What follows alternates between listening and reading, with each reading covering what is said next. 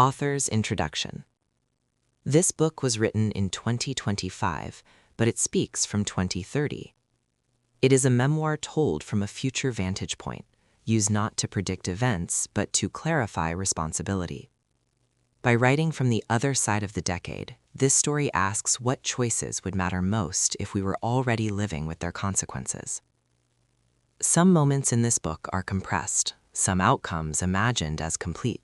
That is intentional. The goal is not perfect documentation, but to reveal the patterns and decisions required to keep the climate livable. Trees appear throughout these pages not as symbols, but as a language for restoration, avoided emissions, and systems that can hold at scale. This is not a story of heroes or final victories. It is an attempt to understand what happens when responsibility finally catches up to capability, and whether that happens in time. Saad Ahmed Alawala. Credits. This book exists because of conversations that happened long before it was written. My deepest credit belongs to my father, Rehan Alawala, whose insistence on thinking bigger, asking anyway, and acting before permission shaped the way this story and this work unfolded. His belief was never loud, but it was constant, and when doubt was easier than courage, his perspective became the reference point. This book carries his influence throughout. This book was not born from optimism. It was born from urgency. At some point, the data stopped being abstract. The charts stopped being academic. The warnings stopped sounding like distant forecasts and began to feel like countdowns. The margin for delay had collapsed. The climate clock was no longer ticking. It was racing. One number kept appearing, again and again, across studies, models, and conversations that carried an uncomfortable consistency. 1 trillion trees. Not as poetry, not as symbolism, as mathematics, as survival. If humanity fails to restore roughly 1 trillion trees, or their carbon equivalent impact by 2030, the cascading systems that support life as we know it begin to fracture beyond repair.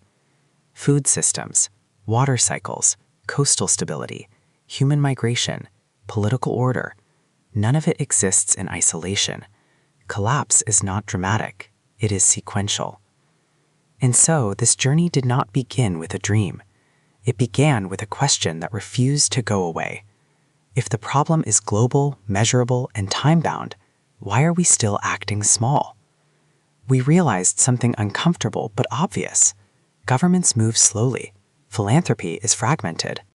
Public sentiment is volatile, but there exists a small group of entities with extraordinary leverage, companies whose revenues exceed the GDP of nations, whose decisions reshape supply chains, land use, and capital flows overnight. The Fortune 500. We did not approach them with guilt. We did not approach them with charity. We approached them with logic.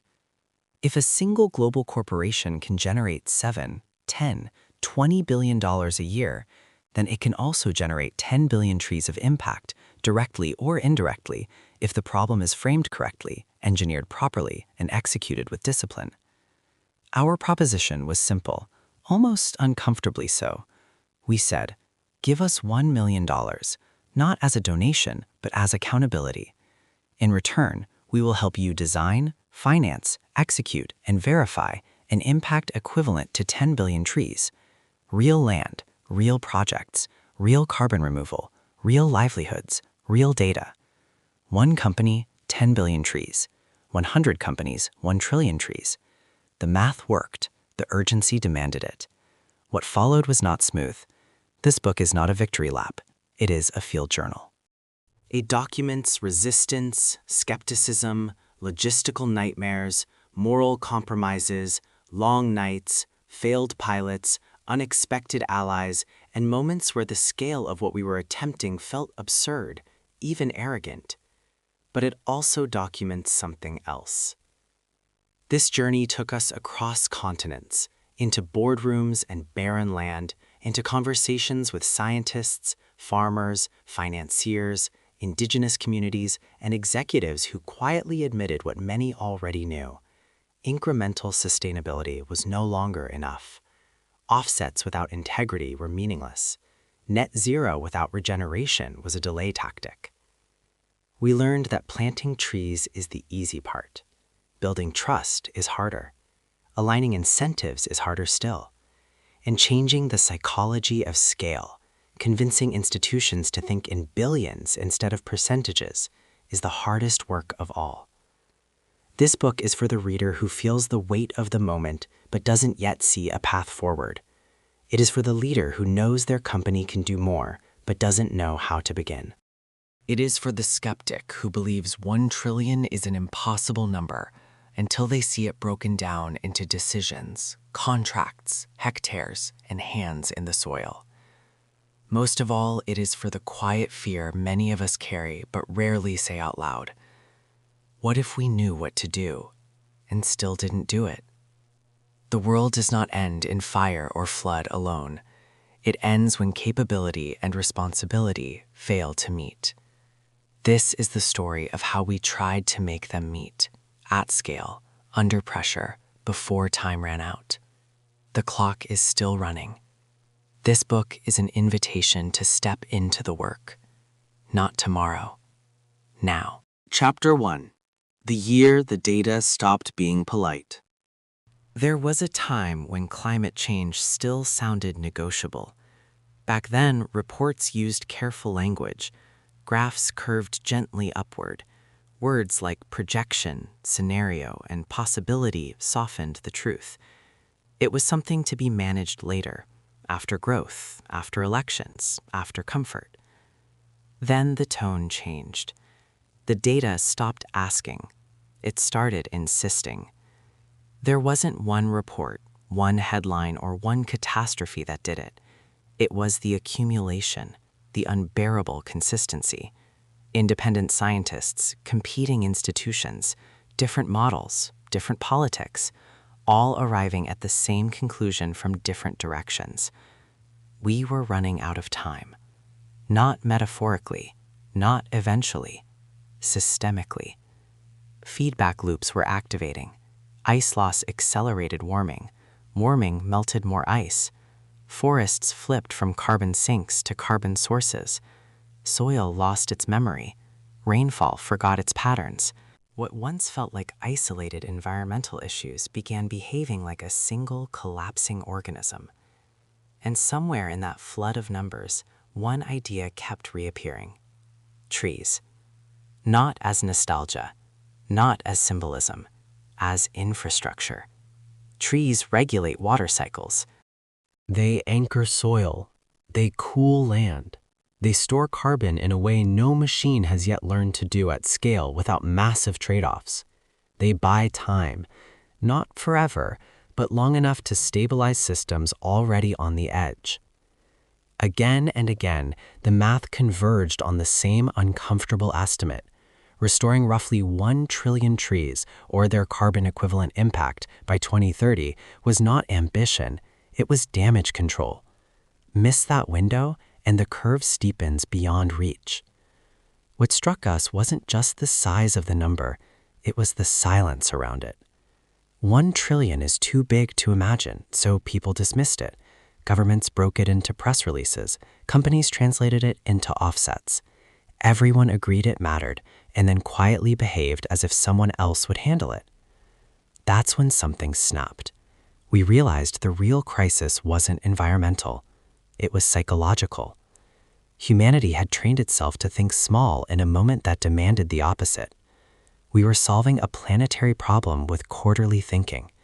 We were negotiating with physics as if it could compromise. It can't. The atmosphere does not care about intent. Ecosystems do not respond to promises. Nature only responds to outcomes. That year, when the data stopped being polite, we stopped asking what was reasonable and started asking what was required. If 1 trillion trees were necessary, then the question wasn't whether it could be done. The question was, who actually has the power to do it? And once that question was asked honestly, the answers became impossible to ignore. The clock was already running. Chapter 2. One Number That Wouldn't Leave Us Alone. At first, the number felt absurd. 1 trillion. It didn't fit in the mouth. It didn't fit in the mind. It was the kind of number people use to end conversations, not start them. Say it once and someone would smile politely, the way you do when you're humoring an idealist. We tried to ignore it. We told ourselves it was symbolic, a rallying cry, a way to express urgency without expecting precision. But the more we read, the more uncomfortable it became, because the number refused to behave like a metaphor. It kept showing up. In peer-reviewed studies, in restoration models, in back-of-the-envelope calculations done by people who had nothing to gain from exaggeration, different assumptions, different methods, same conclusion. Without a massive global restoration of biomass and carbon sinks, the math simply does not close. Emissions reduction alone wasn't enough, not at the speed the world was moving. Even in best-case scenarios, too much carbon was already in the system. The problem wasn't just what we were emitting, it was what we had already emitted and failed to remove, or avoid in the first place. The planet had a deficit. Trees, real trees, growing in real soil, were one of the few tools capable of addressing that deficit at scale, with side benefits no machine could replicate: biodiversity, water regulation, livelihoods, heat reduction, stability. But over time, something subtle shifted in our understanding. Trees stopped being the answer and became the language. A way to translate very different climate solutions: restoration, avoided deforestation, biochar, biogas, methane avoidance, ocean-based sequestration, into a single unit the world could understand. A common denominator for impact that crossed technologies, geographies, and ideologies. The trillion was never about planting saplings everywhere. It was about restoring function, by whatever means actually worked. Still, the number haunted us. We broke it down, hoping it would become less intimidating. 1 trillion tree equivalents over 10 years. That's 100 billion a year. About 274 million a day. Roughly 3,000 per second. The math didn't get friendlier, it got sharper. Then we looked at history. Humanity had already removed more than half the trees that once covered the earth. Not by accident, by design. For cities, fuel, agriculture, convenience. We had been remarkably efficient at destruction, which meant something uncomfortable, but hopeful.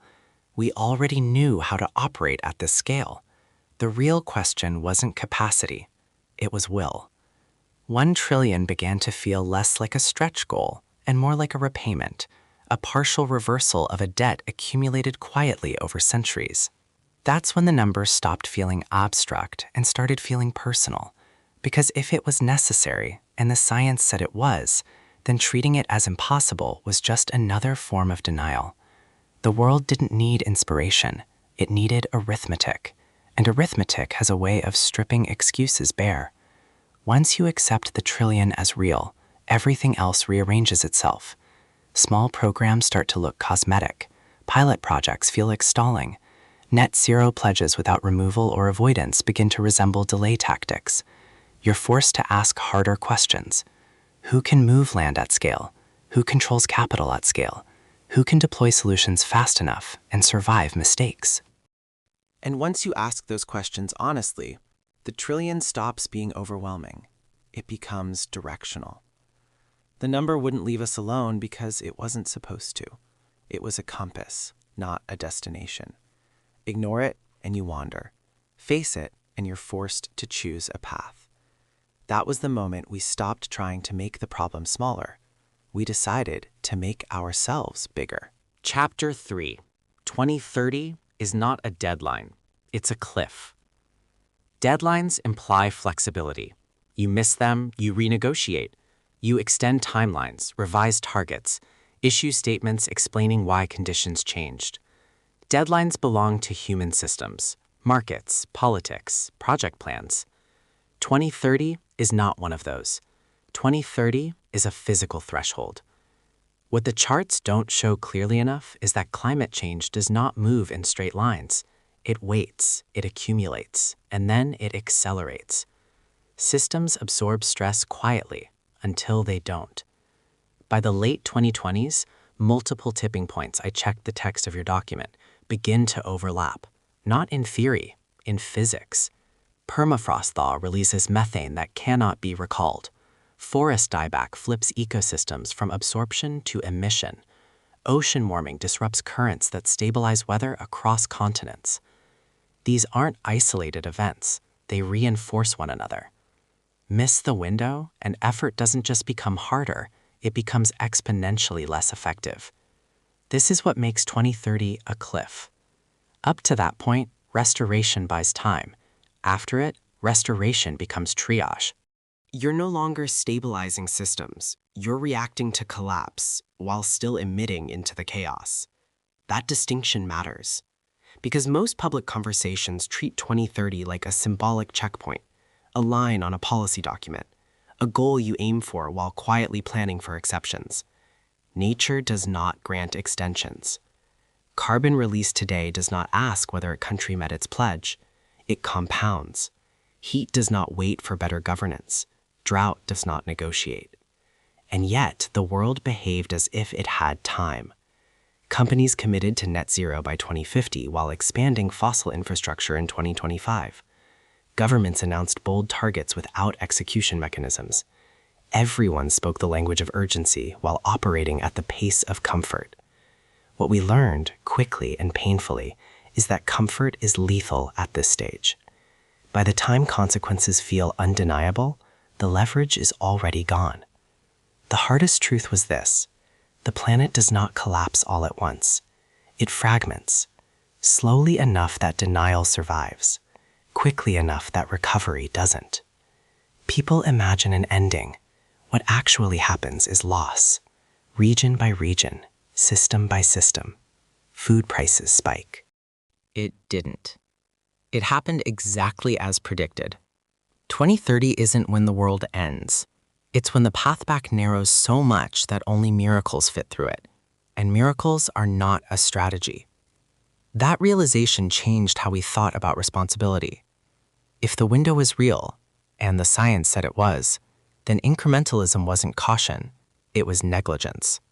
Delaying action wasn't neutrality, it was choosing a future where choices no longer mattered. The cliff doesn't announce itself, it just arrives. And once you see that clearly, you stop asking what's politically feasible and start asking what's physically necessary. That was the moment urgency stopped feeling dramatic and started feeling sober. The clock wasn't symbolic anymore. It was operational. Chapter 4: The Comfort of Small Thinking. Small thinking feels responsible. It uses careful language, it avoids embarrassment, it protects reputations, it fits neatly into reports and slide decks and quarterly calls. Small thinking wears the costume of prudence, which is why it's so hard to challenge. But in moments of crisis, comfort is not caution, it is avoidance. We saw it everywhere. Pilot projects announced with fanfare and quietly shelved. Tree planting campaigns designed for photos, not survival. Net zero pledges that pushed responsibility decades forward, safely past the tenure of the people making them. Everyone was doing something. Almost no one was doing enough. Each sentence sounds reasonable on its own.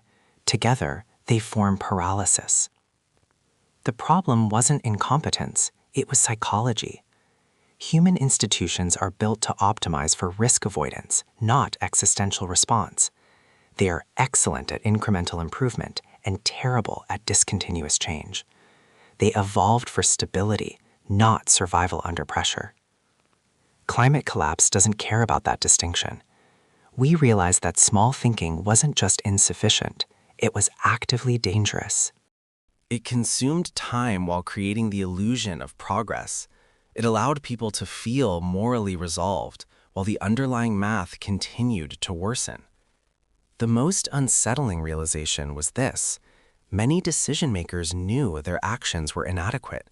They just didn't see an alternative that felt safe. Big ideas attract scrutiny. Big numbers invite criticism. Big moves expose you to failure in public. Small thinking, on the other hand, offers cover. If it doesn't work, you can always say you tried. But the atmosphere doesn't grade effort. It grades outcomes. Once that sank in, something uncomfortable followed. If small thinking was the default, then choosing to think big wasn't arrogance, it was responsibility. The scale of the response had to match the scale of the threat, even if it made people uneasy. That meant accepting ridicule before validation. It meant being called unrealistic by people who had never solved a crisis. It meant abandoning the safety of consensus. The comfort of small thinking is seductive because it asks nothing of your courage. It lets you stay liked, it lets you stay employed, it lets you stay unexposed. But it also lets systems fail quietly. By the end of that realization, we understood something clearly. The planet wasn't asking for perfect solutions. It was asking for proportional ones. And proportionality at this moment in history looks radical only because we waited too long. That was the chapter where comfort stopped being an option. Chapter 5. Why Governments Couldn't Move Fast Enough. It's tempting to blame governments for everything. They sign the agreements. They set the targets.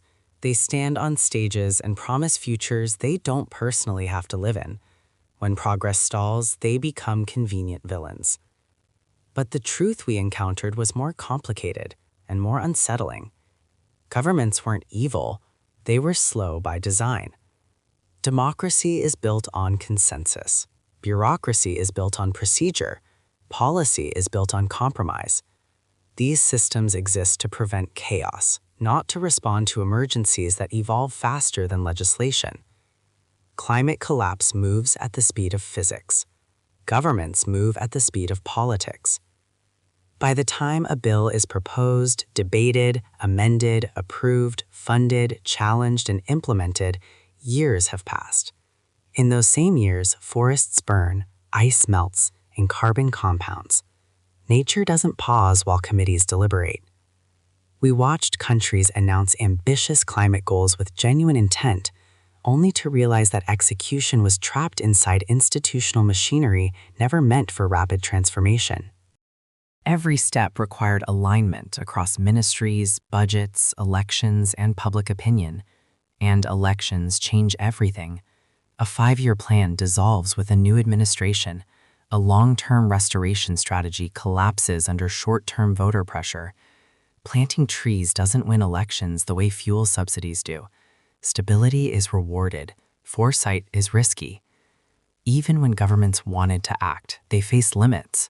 Land disputes tangled in decades of legal ambiguity. Budgets stretched across healthcare, security, and debt. Political backlash framed as economic protection. International commitments with no enforcement teeth. Climate action became optional the moment it competed with immediate discomfort. We realized something crucial.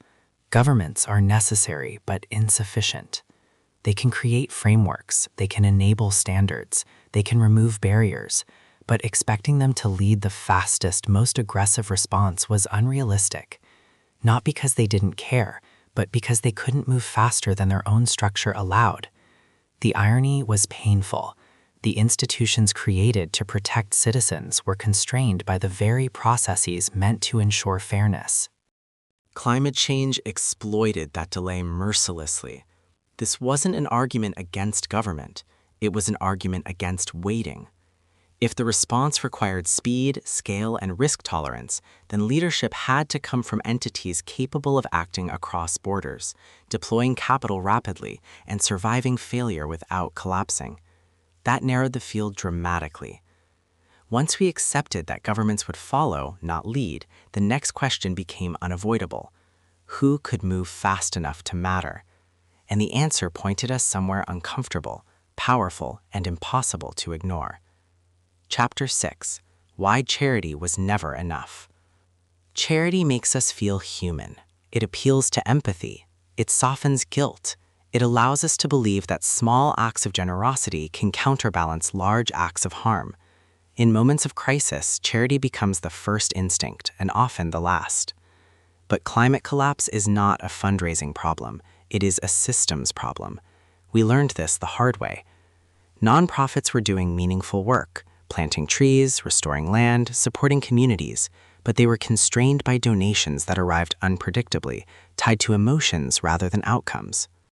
Projects scaled up $1,000 at a time, stalled when funding cycles ended, and shrank when attention moved elsewhere. Charity optimized for good intentions, not guaranteed delivery. A reforestation project that depends on annual fundraising is always one economic downturn away from failure. A restoration plan that relies on goodwill cannot promise permanence. Trees need decades. Donors think in months. The mismatch was fatal.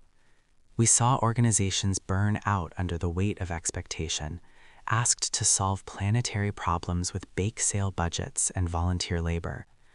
We saw projects collapse not because they were flawed, but because they couldn't survive inconsistency. This wasn't a criticism of nonprofits. It was an indictment of the model. Charity is reactive. Climate change is cumulative. You cannot restore 1 trillion trees with applause, galas, and hope. You need capital that shows up on time, contracts that bind responsibility, consequences for failure. In other words, you need economics. The uncomfortable truth was this: the scale of damage done to the planet was created by profitable systems. Expecting unprofitable systems to reverse it was wishful thinking. Extraction moved fast because it paid. Restoration moved slowly because it begged. That imbalance had to change. The moment climate action becomes optional, it loses. The moment it depends on kindness alone, it becomes fragile. What survives is what is funded, enforced, and embedded into operations. We realized charity should not disappear, but it should not be carrying the weight of survival alone. Charity can catalyze, it can innovate, it can pioneer, but it cannot anchor a trillion-tree response. That required something different. A model where impact was not a side activity, but a core obligation, where money didn't follow emotion, it followed necessity. That realization pushed us toward a harder question, one that made many people uncomfortable. If charity isn't enough, who has the balance sheet and the incentive to act at the speed and scale the planet now demands? The answer was already waiting. Chapter 7: The Hidden Power of the Fortune 500. Once you remove governments from the role of first mover and charity from the role of backbone, the field narrows fast. What remains is power. Not moral power, operational power. The kind that moves land, labor, logistics, and capital without asking permission from 10 committees first. The kind that can make a decision in one boardroom and change outcomes across continents. That power lives inside the Fortune 500. At first, we resisted that conclusion. It felt uncomfortable, almost heretical, to look at the same corporations that had benefited most from extraction and say, "You are the solution." But the math didn't care about our feelings. The Fortune 500 collectively generate tens of trillions of dollars in revenue every year. Their supply chains span the globe. Their procurement decisions shape entire ecosystems. Their risk tolerance, when activated, exceeds that of most governments. More importantly, they already operate at the scale the crisis demands. $1 billion is not hypothetical to them. 1 billion units is not abstract. 1 billion lives touched is not unusual. They think in billions because they are built to.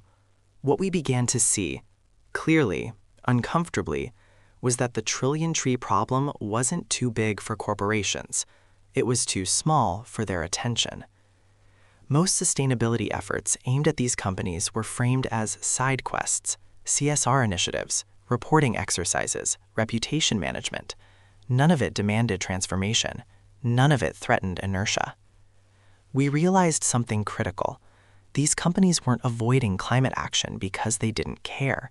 They were avoiding it because no one had presented it at the right scale. You don't ask the giant to think small and expect urgency. You ask them to act proportionally to their footprint. Once we reframed the crisis in corporate language, risk, continuity, long-term viability, the tone changed. Climate wasn't an ethical add-on anymore. It was a material threat to operations, supply chains, and future markets. And restoration, real restoration, was no longer charity. It was insurance.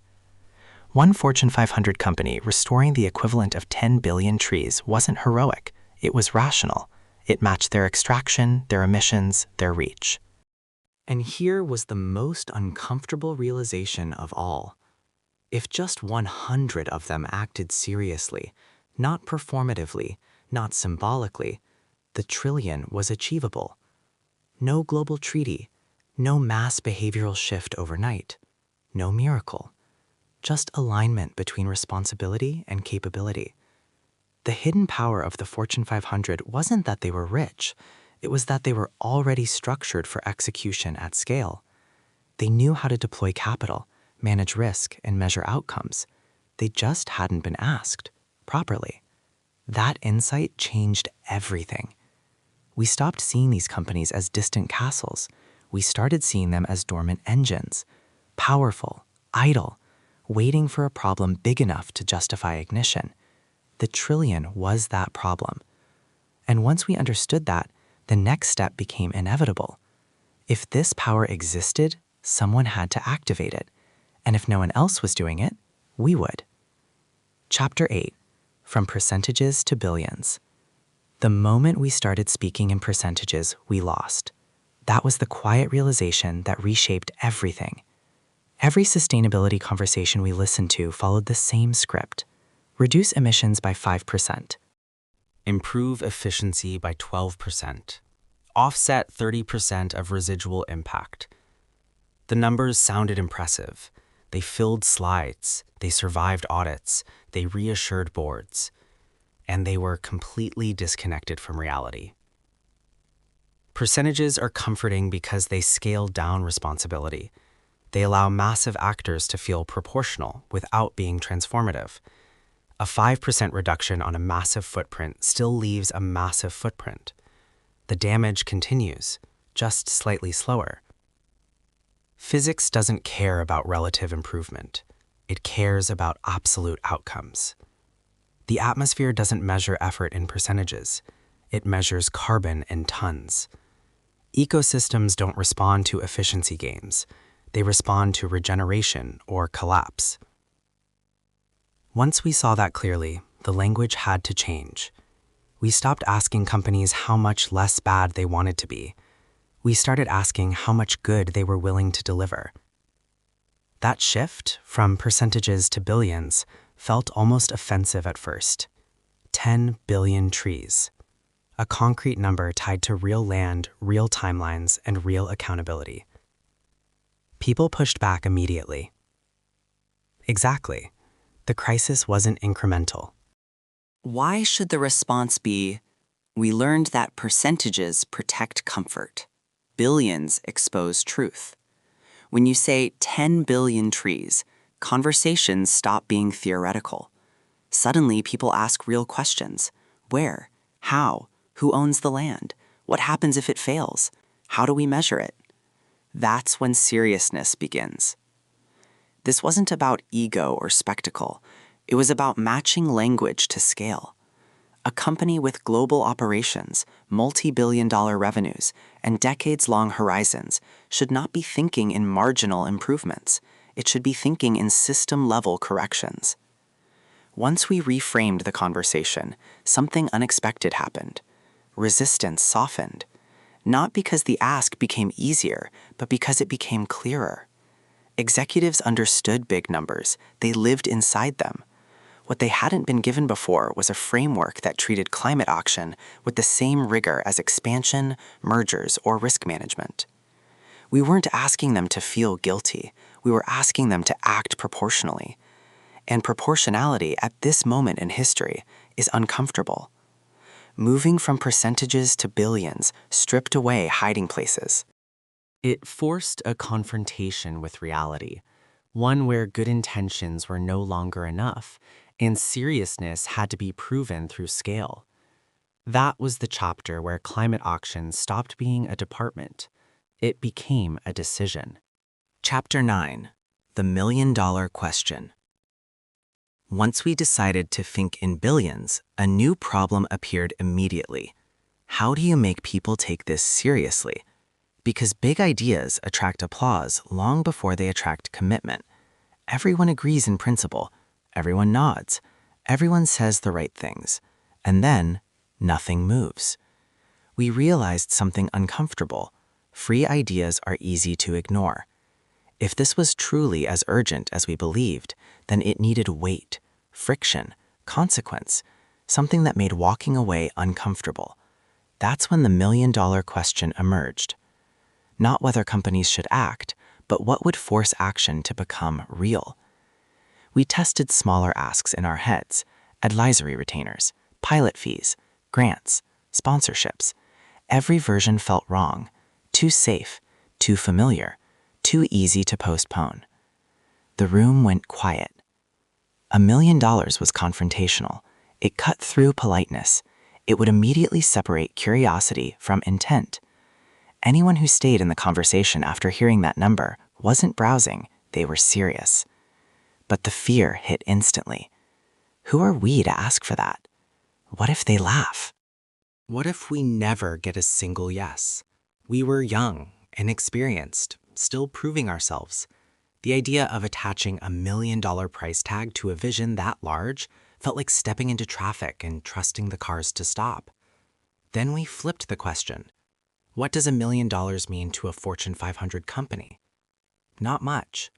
What does $1 million mean if it buys clarity, execution, and credibility on one of the largest risks they face? Potentially everything. That's when we understood the point. The fee was not about revenue. It was about alignment. We weren't selling trees. We weren't selling offsets. We were selling responsibility, structure, and speed. The $1 million did 3 things at once. It filtered seriousness. Only companies willing to commit real capital would engage. That saved time, energy, and false hope. It created accountability. Once money changed hands, this was no longer an experiment. It was an obligation with expectations on both sides. It reframed the relationship. We weren't petitioners or grantees. We were partners hired to deliver outcomes. That shift mattered more than anything else. The $1 million question dragged it into the realm of must deliver. We knew the number would scare people. We wanted it to. Because the planet doesn't need more interest. It needs commitment, strong enough to hurt, just a little. Asking for $1 million felt terrifying, but asking for anything less felt dishonest. If we believed 10 billion trees of impact were necessary, then pricing accountability cheaply would have been the real arrogance. So we made the decision. We would not lower the number to be liked. We would not apologize for urgency. We would let the question do its work. And we accepted the risk that the answer might be silence. Because some questions are too important to soften. This was one of them. Chapter 10. 10 billion trees per company. Once the $1 million question was on the table, the next reaction was predictable. Why 10 billion? Not 1, not 100 million, not a billion. 10. At first, even we hesitated when we said it out loud. The number sounded aggressive, almost disrespectful. It was larger than most national programs, larger than anything a single company had ever publicly claimed. But when we ran the math, slowly, honestly, it stopped sounding outrageous. It started sounding fair. A Fortune 500 company does not exist at human scale. It operates across continents, extracts resources from ecosystems it will never see, and shapes demand for decades. Its environmental footprint is not local. It is planetary. Asking such an entity to contribute the equivalent of 10 billion trees was not punishment. It was proportionality. We weren't saying every company had to physically plant 10 billion saplings. That would have been naive. What we were talking about was tree-equivalent impact, restoration, protection, avoidance, and carbon removal that added up to the same ecological value. In practice, that meant portfolios, not plantations. Avoided deforestation through land protection.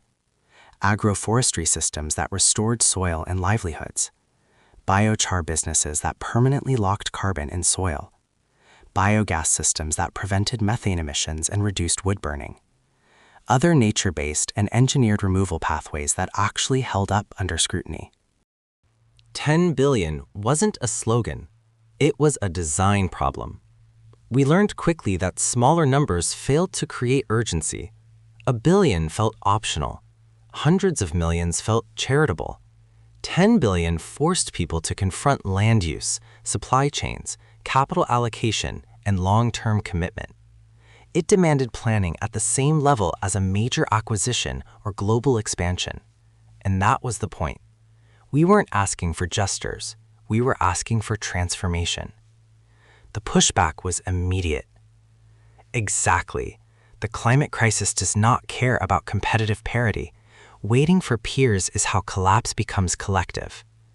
When we framed 10 billion as leadership, not exposure, something shifted. The question became less about embarrassment and more about legacy.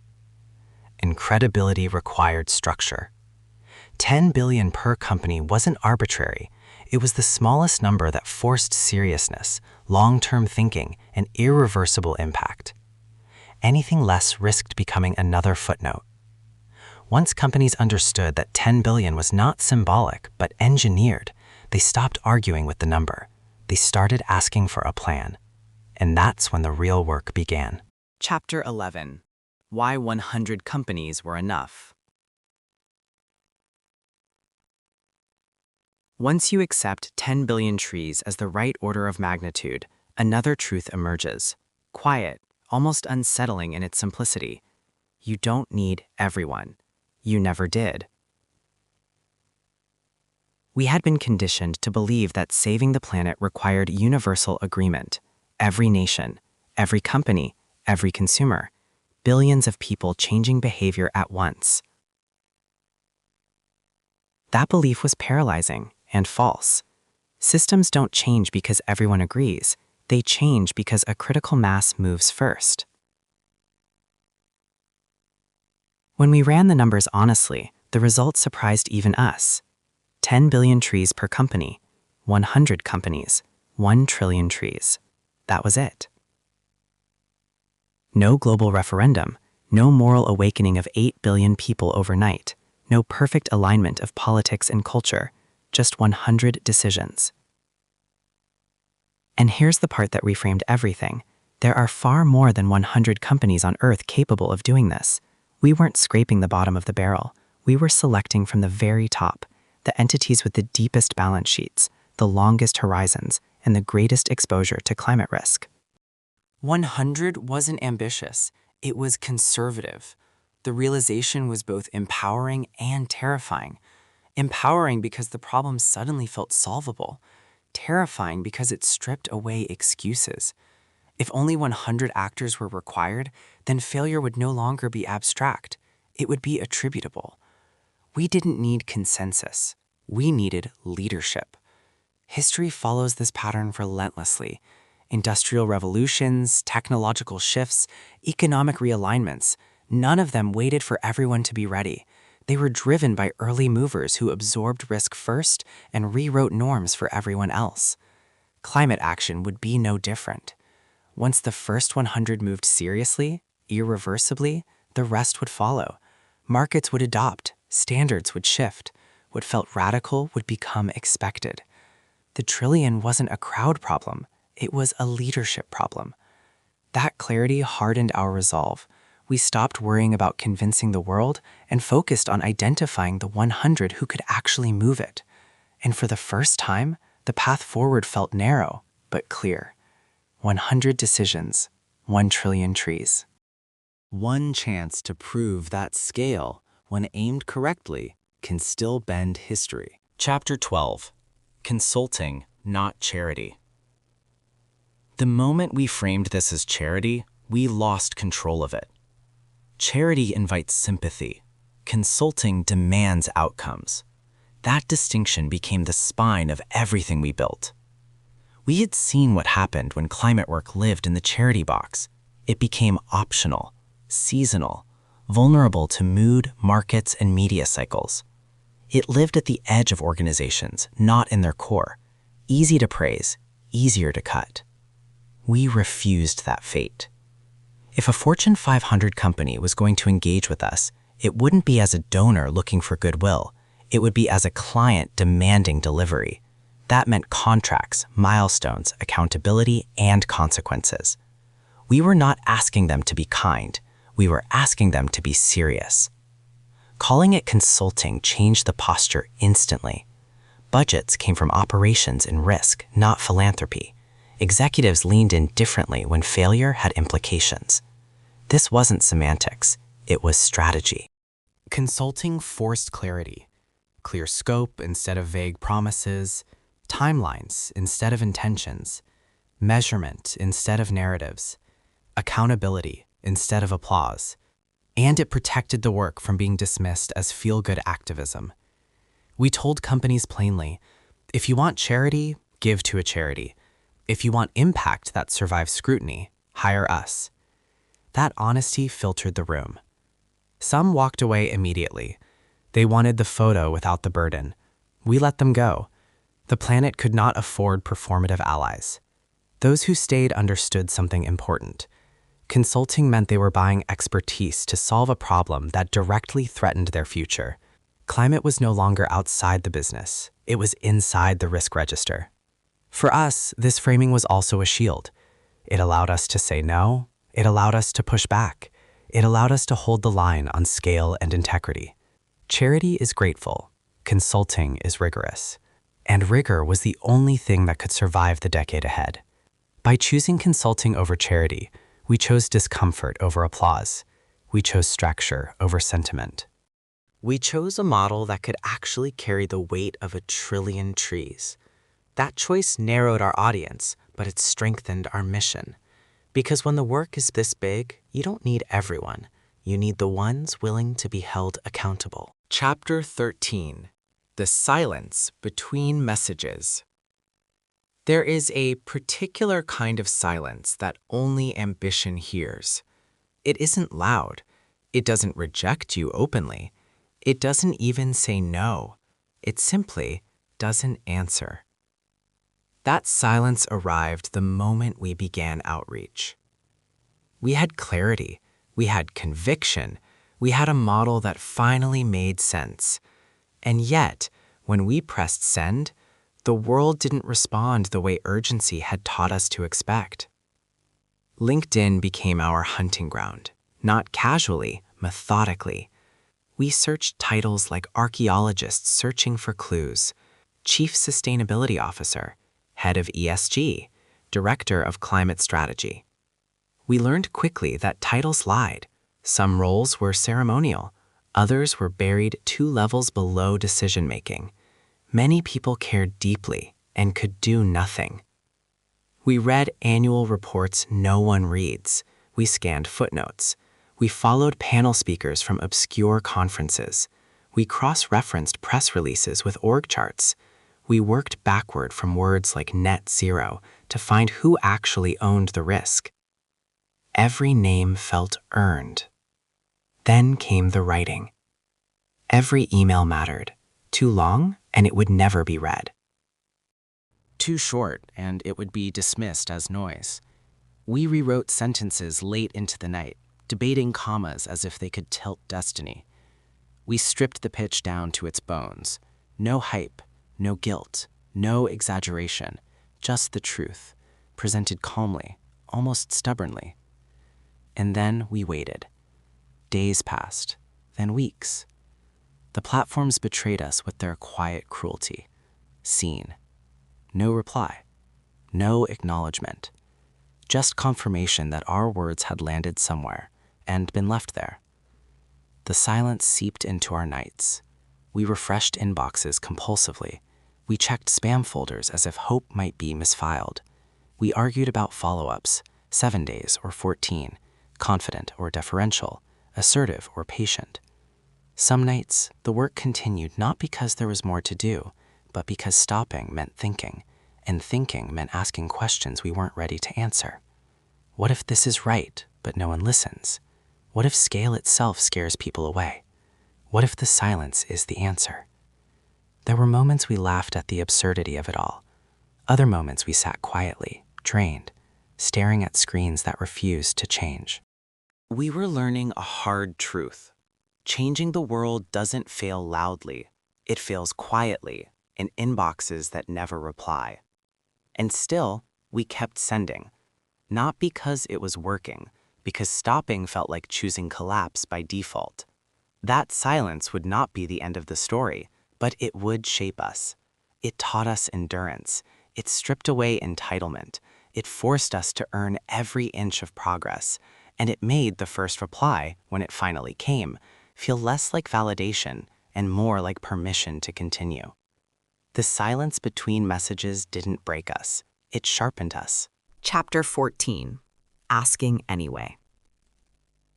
There was a point where the problem stopped being strategy and became courage. We had the noddle, we had the math, we had the urgency. What we didn't have was permission. We were sitting together, young, underqualified on paper, overqualified in conviction, staring at screens filled with half-written emails. Every draft sounded bold until we imagined the person reading it. Then it sounded ridiculous. $1 million? 10 billion trees? Who do we think we are? We were 20 to 23 years old. No decades of corporate pedigree. No global consulting brand behind us. Just fire in our bodies and a sense that if we didn't act now, we might not like the world we'd inherit. And that scared us. The Fortune 500 companies felt untouchable, like royalty, like princesses sitting safely in castles built of compliance teams and risk committees. They didn't need us, or so it seemed. They had consultants, advisors, reports stacked higher than our laptops. We were the ones who needed them, or at least that's what fear kept telling us. The hardest part wasn't writing the emails.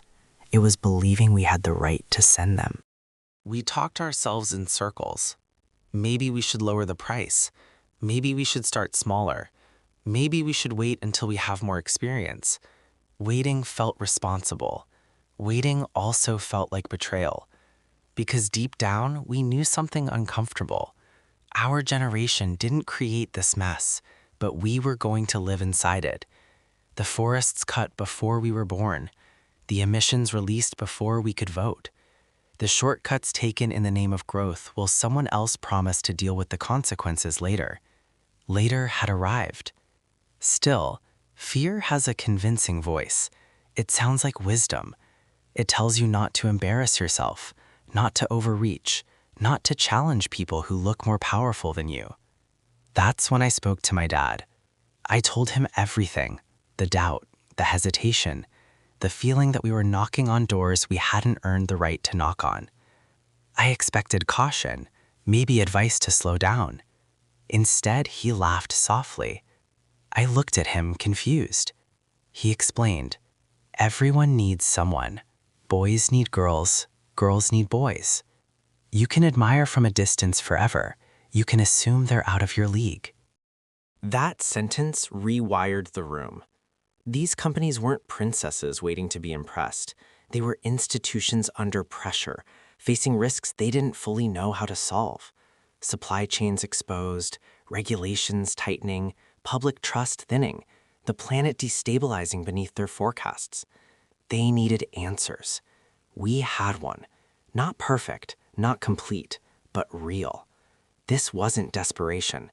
It was alignment. The planet needed scale. They had scale. We had structure. So we stopped shrinking. We stopped apologizing for the size of the ask. We stopped pretending urgency was rude. We accepted that rejection was not failure. Silence was. The next morning, we sent the emails. Not with arrogance, not with fear, with clarity. This matters. We are serious. And whether you admit it yet or not, you are too. Asking anyway wasn't reckless. It was the first adult decision we made. And once we made it, there was no going back. Chapter 15. The First Yes. The first yes did not arrive with fireworks. It arrived quietly, almost suspiciously. buried inside an email thread we had nearly archived as dead. We had learned not to hope. Hope had become expensive. Every notification carried the risk of disappointment, so we read messages with emotional restraint, like people who had learned how easily belief could be punished. The subject line was ordinary, too ordinary, but the sentence inside changed everything. We've discussed this internally. For a moment, no one spoke. We reread it, slowly. Then again, we checked the sender, we checked the signature, we checked the domain as if the universe might be playing a cruel joke. It wasn't. Sustainability, one we had followed up with 3 times without response, one whose sustainability report we knew better than their own employees, had said yes. Proceed. What followed was not celebration. It was disbelief. We walked around the room, sat down, stood up again. Someone laughed and immediately stopped. Someone else felt tears rise and swallowed them back, unsure if this moment was allowed to be real yet. Then came the meeting. This time, the tone was different.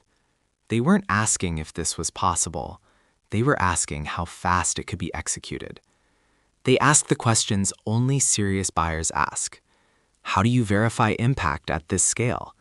How do you avoid greenwashing risk? What happens if projects fail? How does this sit on our balance sheet? Who is accountable if this doesn't deliver? And for the first time, we answered without pitching. We explained that the $1 million was not for trees. It was for structure.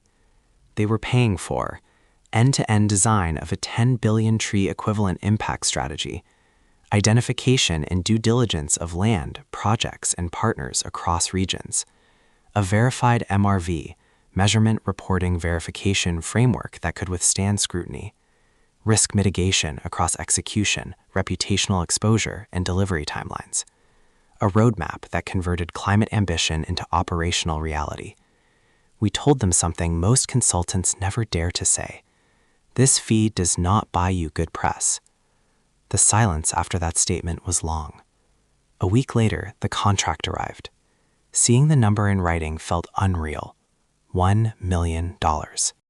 For an idea that weeks earlier had been ignored. For sleepless nights that no one would ever reimburse. For messages sent into silence. The payment process itself felt ceremonial. Compliance checks, vendor onboarding, bank details exchanged with an anxiety we tried to hide. Every step felt like the deal could evaporate if we moved too quickly or breathed too loudly. Then, one morning, the notification appeared. Funds received. We stared at the screen. No one screamed, no one jumped. The emotion was heavier than joy. It was relief mixed with fear, mixed with responsibility, because now there was no hiding behind theory. That $1 million did not feel like money. It felt like trust under pressure. We didn't celebrate with champagne. We celebrated by opening a blank document titled Execution Plan, because the payment wasn't a finish line, it was a starting gun. That night, we allowed ourselves one moment. We stepped outside. The city was loud, indifferent, alive. Cars passed, lights flickered. The world carried on, unaware that something had shifted. For the first time, this wasn't just an idea we believed in. Someone with real power had decided to stake their reputation on it. One company down, 99 to go. And suddenly, the trillion no longer felt impossible. Chapter 16. What $1 million actually buys. The $1 million didn't change our lives. It changed the tone of the room. People assume money is the reward. It isn't. Money is the signal. It tells everyone involved that the conversation has crossed a threshold, from aspiration to obligation. Once the payment cleared, something subtle but irreversible happened. Excuses disappeared. There was no hiding behind enthusiasm anymore, no space for vague language. Every assumption had to stand up to scrutiny. Every promise had to become a plan. So what did that $1 million actually buy? It bought structure. We built a full impact architecture from the ground up, not a campaign, not a deck, a system. One that could survive auditors, journalists, regulators, and internal skeptics alike. First, it bought design. We mapped what 10 billion trees of equivalent impact really meant across time, geography, and risk. Not one project, but a portfolio. Restoration, protection, regeneration, carbon removal. Diversified so failure in one area didn't collapse the whole. Second, it bought due diligence. Land isn't empty just because it looks green on a satellite image. Communities exist. Rights exist. Histories exist. We verified ownership, consent, legal frameworks, ecological suitability. This was slow, unglamorous work and absolutely non-negotiable. Third, it bought measurement. Real measurement. The kind that doesn't flinch. Baselines established before a single tree went into the ground. Methodologies selected not for convenience, but for credibility. Systems designed to track survival, permanence, leakage, and additionality over years, not press cycles. Fourth, it bought risk absorption. Climate projects fail, weather shifts, partners underperform, politics change. The $1 million bought the ability to anticipate those failures and design around them. Buffers, contingencies, alternative pathways, so the outcome didn't collapse with the first surprise. Finally, it bought speed. Decisions could be made without begging for the next tranche of funding. Teams could move. Contracts could be signed. What it did not buy was praise. In fact, it removed praise from the equation entirely. This was no longer about being seen as virtuous. It was about being effective. The company didn't get a headline. They got a responsibility, and so did we. That $1 million was not payment for past effort. It was an advance on future delivery. A quiet agreement that said, "We believe you can do this. Don't prove us wrong." The pressure was immense and clarifying. For the first time, the work felt real in a way that ideas never do. It had edges now, deadlines, consequences.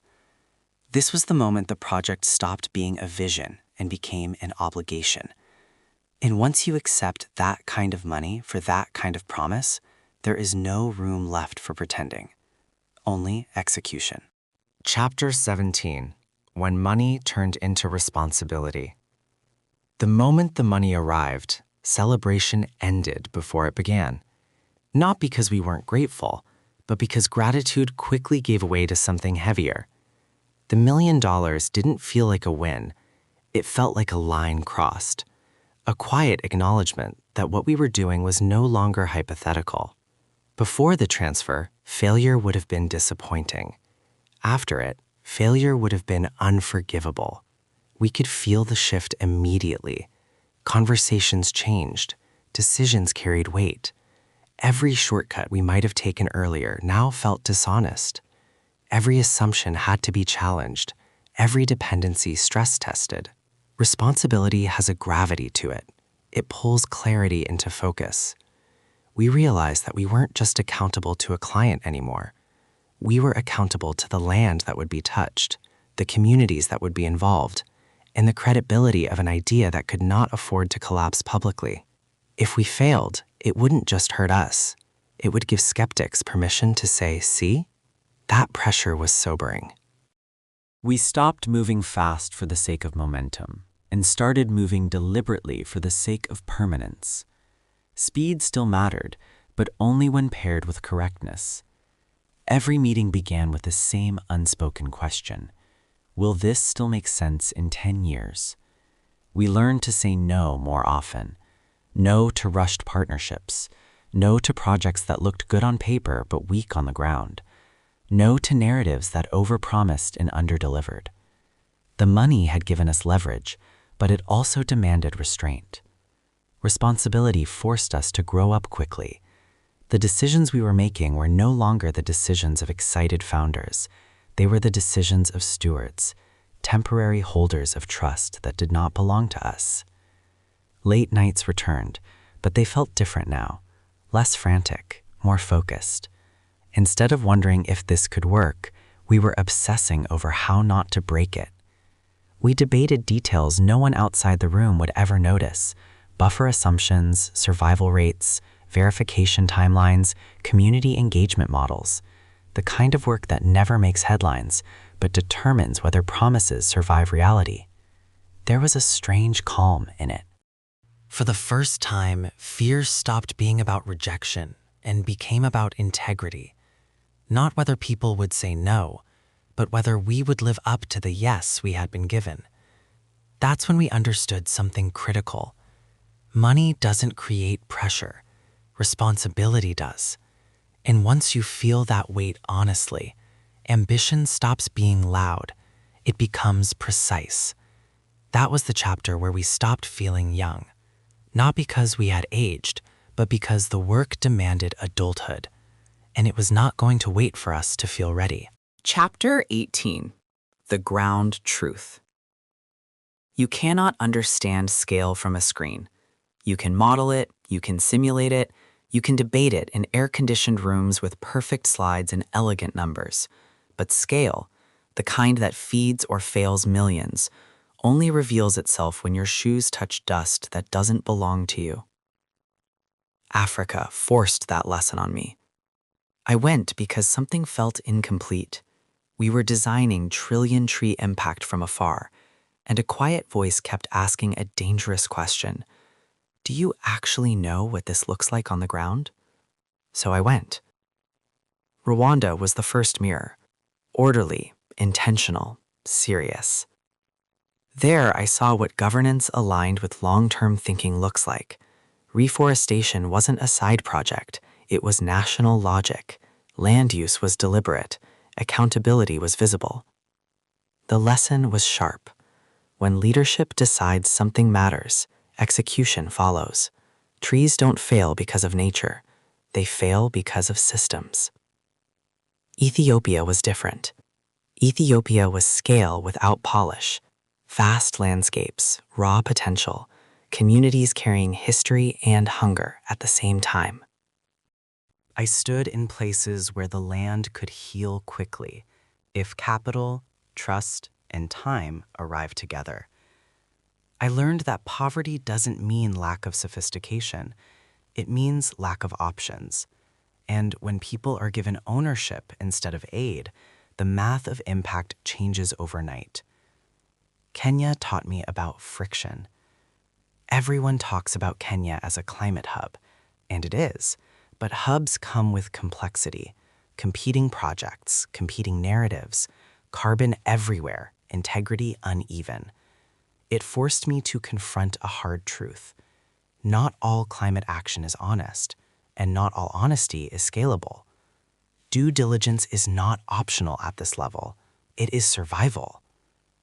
Tanzania slowed me down. There, the land felt patient. Communities moved at a rhythm that ignored our deadlines. I learned something uncomfortable.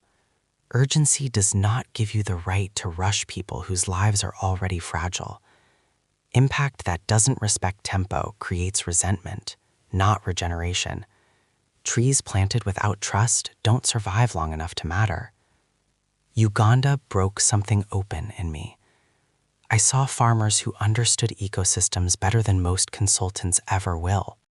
People who knew which trees fed soil, which fed families, which fed time.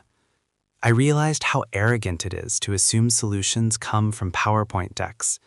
Often they already exist, unfunded, undocumented, unseen.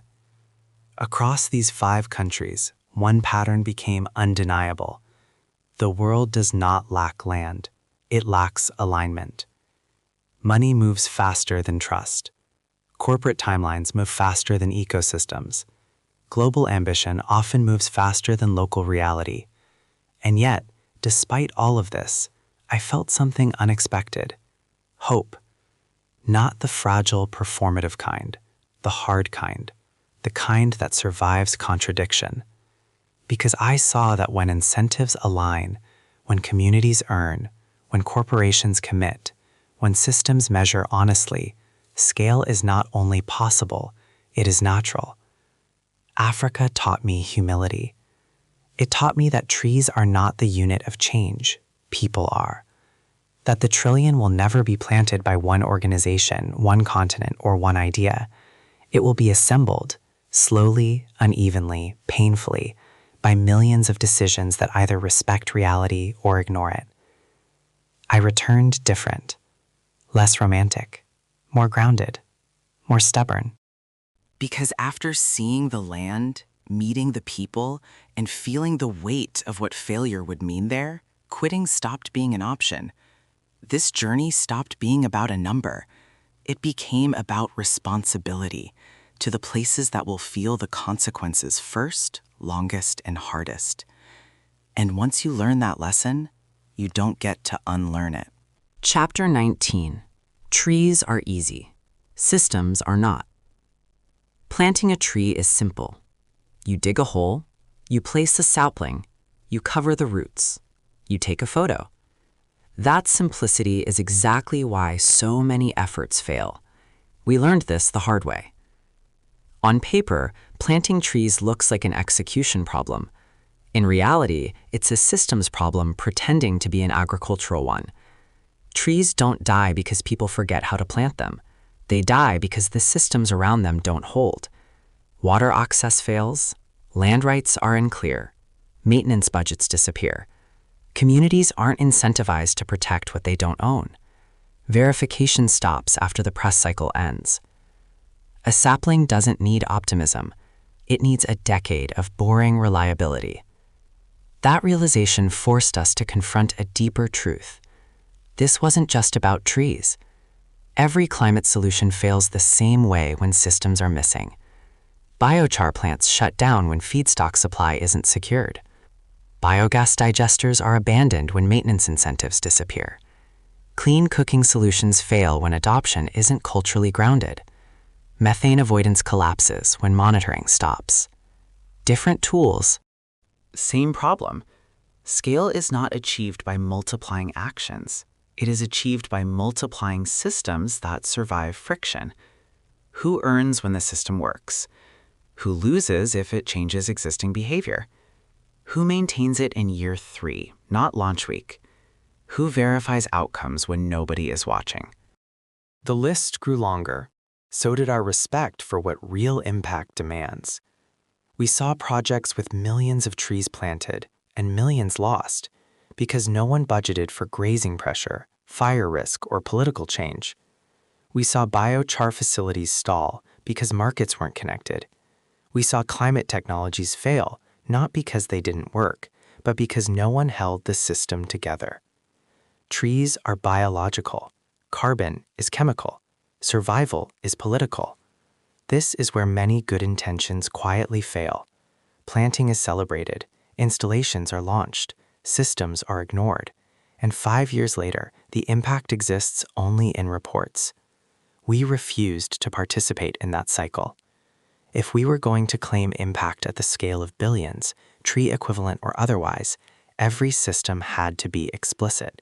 Incentives, maintenance, monitoring, governance, redundancy. That meant fewer projects, but stronger ones, slower starts, but longer lives. It also meant telling uncomfortable truths. No, you can't rush this without consequence. No, you don't get to count impact that won't hold. No, a dashboard is not reality. This wasn't pessimism. It was respect for ecosystems, for people, for time. We began to see trees not as units, but as outcomes of alignment. And the same was true for every other climate solution. When ownership is clear, incentives are fair, measurement is honest, and patience is funded, systems don't struggle to survive. They work.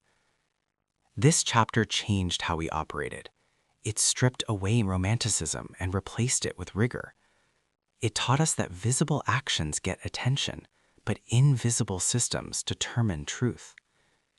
If the trillion was ever going to exist beyond spreadsheets, it would not be because we planted fast. It would be because we built things that held. And that meant accepting a hard truth. Anyone can plant a tree. Very few can sustain impact at scale. we decided to be among the few. Chapter 20: Carbon, Credits, and Credibility. The word carbon carries baggage. To some, it represents science and survival. To others, it sounds like accounting tricks and moral shortcuts. And for many, it has become a battlefield where good intentions are buried under bad actors. We walked into that battlefield knowingly. Carbon credits were never the goal. They were a tool. And like all tools, they could build or destroy credibility depending on how they were used. We learned quickly that the carbon market had a trust problem. Too many credits were issued for things that would have happened anyway. Too many projects were measured generously and monitored briefly. Too many promises dissolved once the headlines moved on. That reality made one thing non-negotiable for us. It would poison the entire idea of large-scale restoration. We saw how easily credibility could be lost. A single investigative article, a single whistleblower, a single mismatch between claims and reality, and suddenly years of real work could be dismissed as greenwashing. That forced us to be brutally honest about what carbon credits could and could not do. Credits are not absolution. They are not permission to continue harm indefinitely. They are a bridge, temporary, conditional, and fragile. Used correctly, carbon finance can unlock capital at speeds philanthropy never will. It can pay farmers to protect forests instead of cutting them. It can fund monitoring systems that outlast donor cycles. It can turn conservation into an economically rational choice. Used poorly, it becomes camouflage. We chose the harder path. Every project had to pass a simple test. Would this still make sense if the credit price dropped to zero? If the answer was no, the project wasn't real enough. We designed impact first. Finance followed. That meant fewer credits, slower issuance, and more uncomfortable conversations. But it also meant something invaluable. When we spoke about impact, we could do so without flinching. Credibility compounds slowly and collapses instantly. We understood that if the trillion-tree vision was going to survive skepticism, it had to be anchored in truth, stronger than narrative, stronger than branding, stronger than market cycles. Carbon, when handled with integrity, became a forcing function. It demanded precision. It exposed weakness. It punished laziness. And in that pressure, the work got better. This chapter taught us something fundamental. The future will not be saved by perfect tools. It will be saved by imperfect tools used honestly. We weren't afraid of criticism. We were afraid of being wrong in ways that mattered. So we chose credibility, even when it slowed us down. Because without it, scale is meaningless. And with it, even the most ambitious ideas have a chance to last. Chapter 21: The Place Where Trees Could Speak Back. The idea didn't come from strategy decks or market analysis. It came from a sentence said almost casually, but it landed with weight. "You need a community," Rehana said.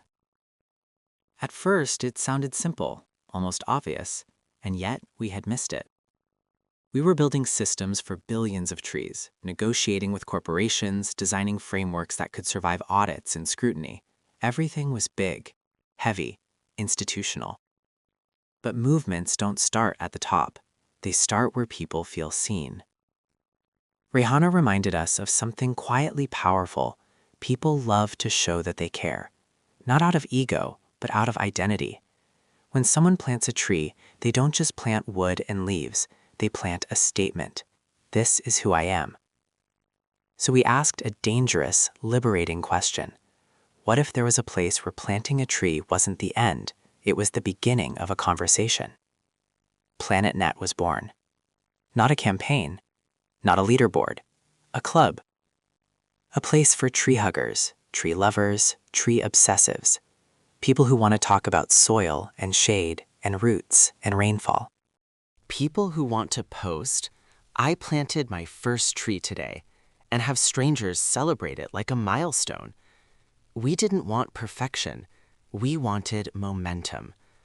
No politics, no shaming, no credentials required. Just trees, trees, trees. building it was harder than expected. Not technically, emotionally. Because the question haunted us the entire time. Will anyone actually come? Launching a community is an act of vulnerability. You're opening a room and hoping people walk in. You're admitting that you don't control the story anymore, that the people will shape it. And then we made it live. Profiles, posts, feeds, comments. A living, breathing space that felt strangely familiar. Like Facebook, but gentler, quieter, rooted. The first post mattered more than the 1,000th.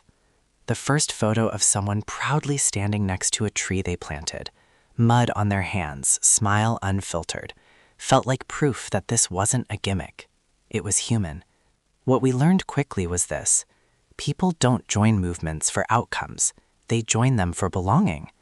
The trillion is too big for one person to carry, but a community makes the weight shareable. This wasn't about carbon math or global targets. It was about identity. I am someone who plants trees. I am someone who belongs here. That's how momentum is built, not by shouting, but by inviting. Today, the community is live, open, growing, imperfect, alive. And every time someone joins, every time someone posts a single tree and feels proud enough to share it, the mission becomes lighter and stronger at the same time. Because in the end, 1 trillion trees won't be planted by institutions alone. They'll be planted by people who found a place that finally said, "You belong here." Chapter 22. Asking Anyway. There was a moment, quiet, almost invisible, when the real bottle shifted. It wasn't with corporations. It wasn't with money. It was with ourselves. We sat together, tired, young, over-caffeinated, pretending to be braver than we felt, and said the thing no one wanted to say out loud. Who do we think we are? We were asking companies worth tens of billions of dollars to trust us with $1 million. We were asking them to think in tens of billions of trees when most of the world still argued over whether climate change was even real. We were asking them to move faster than comfort allows. And we were kids, 20, 22, 23. No inherited power, no famous last names to hide behind. Just fire, just urgency, just fear disguised as confidence. Some days, opening an email draft felt heavier than writing a contract. Our fingers hovered over the keyboard while our minds raced. Is this too much money to ask for? Is this too big an idea to say out loud? Are we embarrassing ourselves? What if they laugh? The Fortune 500 companies felt untouchable, like royalty. Like princesses in glass castles, surrounded by lawyers, processes, and perfectly rehearsed caution. And we were standing outside, knocking, with an idea that demanded they change. The imbalance felt absurd. Then one night, after another long discussion where courage kept losing to doubt, I spoke to my dad. I told him everything. The fear, the hesitation, the feeling that we were trespassing into rooms we hadn't earned. He listened quietly. Then he smiled in a way that carried both patience and certainty. And he said something that reframed everything. I looked at him confused. He continued, "Everyone needs someone. Boys need girls, girls need boys. You can admire from a distance forever. You can assume they're out of reach." That landed hard, because it was true. These companies needed solutions, real ones, not press releases, not offsets designed to disappear under scrutiny. They needed credibility, speed, structure, before regulation, markets, or reality forced their hand. And we needed scale, capital, reach. This wasn't begging. This was alignment. The planet needed both sides to show up. Suddenly, the story changed. We weren't kids asking for permission. We were a generation asking for a future. Our parents' generation, through comfort, ignorance, or denial, had taken too much. Forests cut faster than they could grow, air borrowed without repayment, time wasted while warnings stacked up. We weren't angry. We were just unwilling to repeat it. So we made a decision that night. We would stop shrinking our voice. We would stop apologizing for urgency. We would stop pretending this was optional. We would ask, clearly, directly, respectfully, but without fear. Because rejection hurts less than regret. Because silence is not neutrality, it is loss. Because if the world was going to change, someone had to be brave enough to start the conversation. The next morning, the emails went out. Not with arrogance, not with desperation, with honesty. This matters. We are serious. So are you, whether you admit it yet or not. And that's when everything truly began. Chapter 23: Farmers, Foresters, and Forgotten Economies. At some point, the work stopped being theoretical. It stopped being about frameworks and contracts and dashboards. It stopped being about how things should work. It became about who was actually doing the work. The people planting trees were not executives. They were not founders. They were not keynote speakers. They were farmers, foresters, land stewards, communities that had been living with trees long before we started counting them. We began to notice a pattern that no spreadsheet could hide. The people closest to the solution were the farthest from the money. In village after village, country after country, we met people who understood land intuitively. They knew which trees restored soil, which ones protected crops, which ones brought birds back, which ones held water through dry seasons. This knowledge wasn't written down. It wasn't monetized. It wasn't branded. It was inherited. And yet these were the same people forced to cut trees to survive, not because they wanted to, but because the global economy had made preservation irrational and destruction profitable. That contradiction sat heavy with us. The climate crisis wasn't just an environmental failure. It was an economic one. We had built a world where forests were worth more dead than alive, where a short-term extraction beat long-term stability, where the people protecting ecosystems were treated as beneficiaries instead of partners. We saw how easily well-meaning projects collapsed when they ignored this reality. Trees planted without ownership were abandoned. Projects imposed without income bred resentment. Conservation without dignity failed quietly. That's when we learned a lesson that reshaped everything. No farmer, no forest. If a tree does not put food on the table, it will not survive long enough to matter. If a forest does not create opportunity, it will eventually be replaced by something that does. We stopped seeing farmers as labor. We started seeing them as co-founders of impact. That changed the questions we asked. When farmers earned, forests lived. When they didn't, nothing else mattered. The trillion-tree vision became clear in that moment. It would not be planted by technology alone. It would not be enforced by policy alone. It would be grown, slowly, stubbornly, by people whose incentives finally aligned with survival. These economies had been forgotten because they didn't move markets fast enough, but they were the only ones capable of holding impact for generations. And we realized something humbling. The future wouldn't be saved by those who talk about trees the loudest. It would be saved by those who wake up every day and live among them.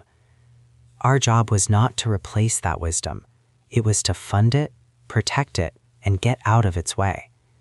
That chapter changed how we defined success, not as numbers achieved, but as systems that could stand without us. Because in the end, 1 trillion trees will not survive on ambition alone. They will survive because someone cared enough to make preservation a livelihood. And that may be the most radical idea of all. Chapter 24: Indigenous Knowledge We Almost Ignored.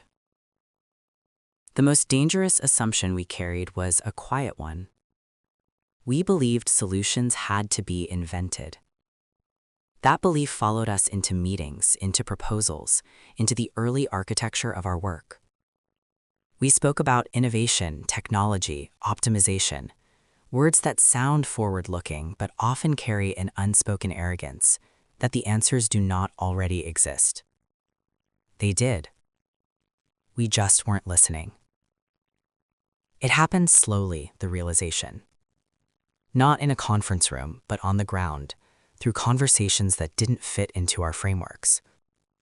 Elders describing rainfall patterns without charts, farmers explaining soil health without sensors, communities managing forests through customs older than any modern institution. They didn't call it sustainability. They called it survival. In places where forests still stood, it wasn't because of policy enforcement or carbon markets. It was because of rules carried orally, because of taboos against cutting certain trees, because of seasonal rhythms respected for generations, because land was not a commodity, it was kin. We almost dismissed this as anecdotal. That would have been a mistake. The truth was uncomfortable. Many modern restoration projects fail precisely because they ignore the systems that already worked. We arrive with funding, timelines, and targets, but without humility. We overwrite living knowledge with imported logic and call it progress. And then we wonder why projects collapse when the funding cycle ends. Indigenous communities were never managing land for KPIs. They were managing it for continuity. They understood something modern systems still struggle with. Ecosystems are not assets. They are relationships. Cut too much and something else breaks. Plant the wrong species and the soil remembers. Move too fast and the land resists. This knowledge wasn't anti-science. It was pre-scientific, tested over centuries instead of grant periods. When we finally slowed down enough to listen, everything shifted. We learned which trees regenerate soil fastest without irrigation, which species invite biodiversity back instead of crowding it out, which planting seasons matter more than budgets, which lands should never be touched, no matter how good the numbers look. Most importantly, we learned where not to intervene. That restraint was hard. It felt counterintuitive to ambition. But ambition without respect is extraction wearing a new costume. We had to confront a difficult truth. Scaling impact did not mean standardizing it. What worked in one place could quietly destroy another. The trillion-tree vision could not be a template. It had to be a mosaic. That meant redesigning our role. We were not there to impose. We were there to translate between capital and culture, between urgency and patience, between global ambition and local truth. Indigenous knowledge didn't slow us down. It made us accurate. Once we integrated it properly, not as symbolism but as governance, projects stopped fighting the land. Survival rates improved, community ownership deepened, time horizons stretched naturally. The irony was painful and instructive. The future we were trying to build depended on wisdom that had survived the past, and the only reason we almost ignored it was because it didn't arrive in English or spreadsheets or PowerPoint. This chapter taught us humility at scale. Not the kind that shrinks ambition, but the kind that anchors it. Because the trillion will not be planted by those who believe they know best. It will be planted by those who finally learned how to listen. Chapter 25. Breaking Through the Noise. By the time we reached them, they had already stopped listening. That was the reality no one likes to admit. The Fortune 500 didn't live in a world of thoughtful outreach and considered proposals. They lived inside an avalanche, thousands of emails, endless LinkedIn messages, AI-written pitches that all sounded vaguely impressive and completely interchangeable. Consultants promising transformation, startups promising disruption, climate solutions promising miracles. Everything blended into noise. And noise teaches one reflex: ignore. We learned this the hard way. Our early messages, carefully written, honest, grounded, were still just messages in an inbox flooded by automation. Even sincerity looks like spam when volume destroys trust. The problem wasn't access. It was credibility under saturation. AI had made it easy to reach anyone. It had also made it almost impossible to be believed. So we stopped trying to sound impressive, and we stopped trying to sound urgent. Instead, we decided to sound specific. While others spoke in abstractions, we spoke in constraints. While others promised scale, we described friction. While others claimed certainty, we acknowledged risk. Our breakthrough didn't come from being louder. It came from being harder to fake. We sent fewer messages, but each one carried proof of thought. We referenced their actual disclosures, not generic ESG language. We pointed to the gaps they themselves had published but not solved. We didn't flatter their ambition. We challenged their exposure. And most importantly, we didn't ask for time. We asked a question. That question doesn't belong to spam. It belongs to seriousness. Something else mattered just as much. We refused to hide behind AI polish. Our messages weren't perfect. They didn't sound like they came from a template. They sounded human, sometimes uncomfortably so. Short sentences, clear numbers, no buzzwords. We named the cost. We named the scale. We named the consequences. And then we waited. When the reply finally came, it didn't sound like excitement. It sounded like recognition. That was it. No praise, no hype, just differentiation. From there, the conversation moved fast, not because we pushed, but because we had already done the thinking others skipped. The internal handoff happened quietly. The message was forwarded up, not sideways. Questions arrived already sharpened. AI can generate language. It cannot generate responsibility. What locked the deal wasn't technology. It was ownership. We spoke as if we were already accountable before we were hired. That posture is rare, and rarity cuts through noise. In a world where everyone can reach anyone, the advantage is no longer access. It is signal. Trillion Trees didn't win because we gamed the system. We won because we respected how broken it had become and chose not to exploit it. We didn't pretend to be bigger than we were. We didn't pretend certainty where it didn't exist. We didn't pretend this was easy. And that honesty, delivered clearly, patiently, without automation, did what no AI sequence could. It made someone pause. In a world addicted to speed, pause is power. That's how we locked one of the 500. Not by shouting into the noise, but by refusing to sound like it. Chapter 26. The Human Cost of Scale. Scale has a shadow. People talk about scale as if it's only numbers, hectares, tons, billions of trees. But scale is not neutral. It presses on people. It compresses timelines. It magnifies mistakes. And it asks a quiet, dangerous question of everyone involved. How much are you willing to carry?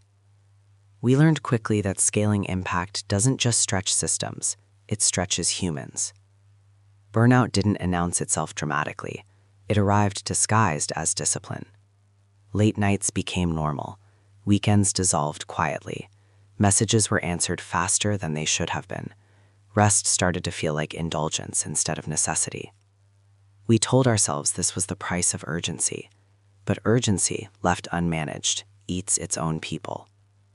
Team members carried invisible weights, the fear of getting something wrong at scale, the pressure of representing communities who would never sit in the room, the knowledge that a single oversight could unravel years of trust. There were moments when the work followed us home, into sleep, into silence, into conversations that drifted because our minds were elsewhere. We were young, but the responsibility we carried was old and heavy. And there was guilt, too. Guilt for saying no when people needed help. Guilt for moving on when projects couldn't meet the bar. Guilt for knowing that even at our best, we would never reach everyone. Scale forces triage, and triage hurts. We watched ourselves change. We became less impressed by big announcements and more exhausted by small failures. We stopped celebrating milestones because the next one was already overdue. We learned how quickly idealism can turn brittle when it's not protected. There were days we questioned whether this pace was sustainable, emotionally, mentally, physically, whether trying to move fast enough to matter meant sacrificing the very people doing the work. And then there were moments that anchored us again. A farmer who sent a photo years later showing trees still standing. A quiet realization that slowing down completely would not protect anyone either. We learned that the human cost of scale is real, but so is the cost of inaction. The answer wasn't to harden ourselves. It was to become more deliberate. We began building buffers, not just in budgets and plans, but in people, space to rest, permission to say no, a culture where exhaustion wasn't celebrated as commitment. Because movements don't collapse only from opposition. They collapse from internal erosion. This chapter forced us to redefine strength, not as endurance without limits, but as the ability to sustain care under pressure. If the trillion was ever going to be real, it couldn't be built on burnout. It had to be built on humans who could keep showing up, clear-eyed, grounded, and intact. Scale will always demand something from you. The question is whether it takes everything, or whether you learn, just in time, how to carry it without breaking. Chapter 27. Why Some Companies Walked Away. Not every door opened. In fact, most didn't. This part rarely makes it into keynote slides or press interviews, but it mattered more than the wins, because understanding why companies walked away taught us more about power, fear, and the limits of sincerity than any contract ever could. Some companies disengaged early. The moment the numbers became concrete, the tone changed. 10 billion tree equivalents, $1 million, measurable outcomes, long timelines, real exposure. The conversation stopped feeling inspirational and started feeling binding, and that was exactly where it broke. For some, the issue wasn't money, it was visibility. Acting at this scale would make them stand out, and standing out invites scrutiny. It invites journalists, activists, shareholders, and regulators to look closely, not just at what you're doing now, but at everything you've done before. Small commitments hide in the crowd, big ones don't. Others walked away because the work would force internal honesty they weren't ready for. Our model required mapping supply chains, land use, emission sources, and risk ownership clearly. That clarity is uncomfortable in organizations built on compartmentalization. Sustainability teams could no longer absorb responsibility quietly while the rest of the business carried on unchanged. Someone had to own the outcome, and ownership creates friction. There were companies who liked the idea, but not the implications. They wanted association without obligation, alignment without accountability. They wanted to say they were exploring solutions, not executing them. When it became clear that this was not a pilot, not a narrative exercise, but a structural commitment, enthusiasm cooled quickly. We learned to recognize the signs. Interest turned into delay. Delay turned into silence. Some exits were polite, others were abrupt. A few tried to reframe their withdrawal as strategic timing or internal reprioritization. We didn't argue. We didn't chase. We had learned something essential by then. Walking away was also a decision, and it carried consequences, just not immediate ones. What surprised us most was not who said no, but why. It was rarely denial of the problem. Most executives privately acknowledged the urgency. Many even admired the ambition. The barrier was rarely belief. It was courage. Large organizations are excellent at managing known risks. They are far less comfortable confronting risks that force change.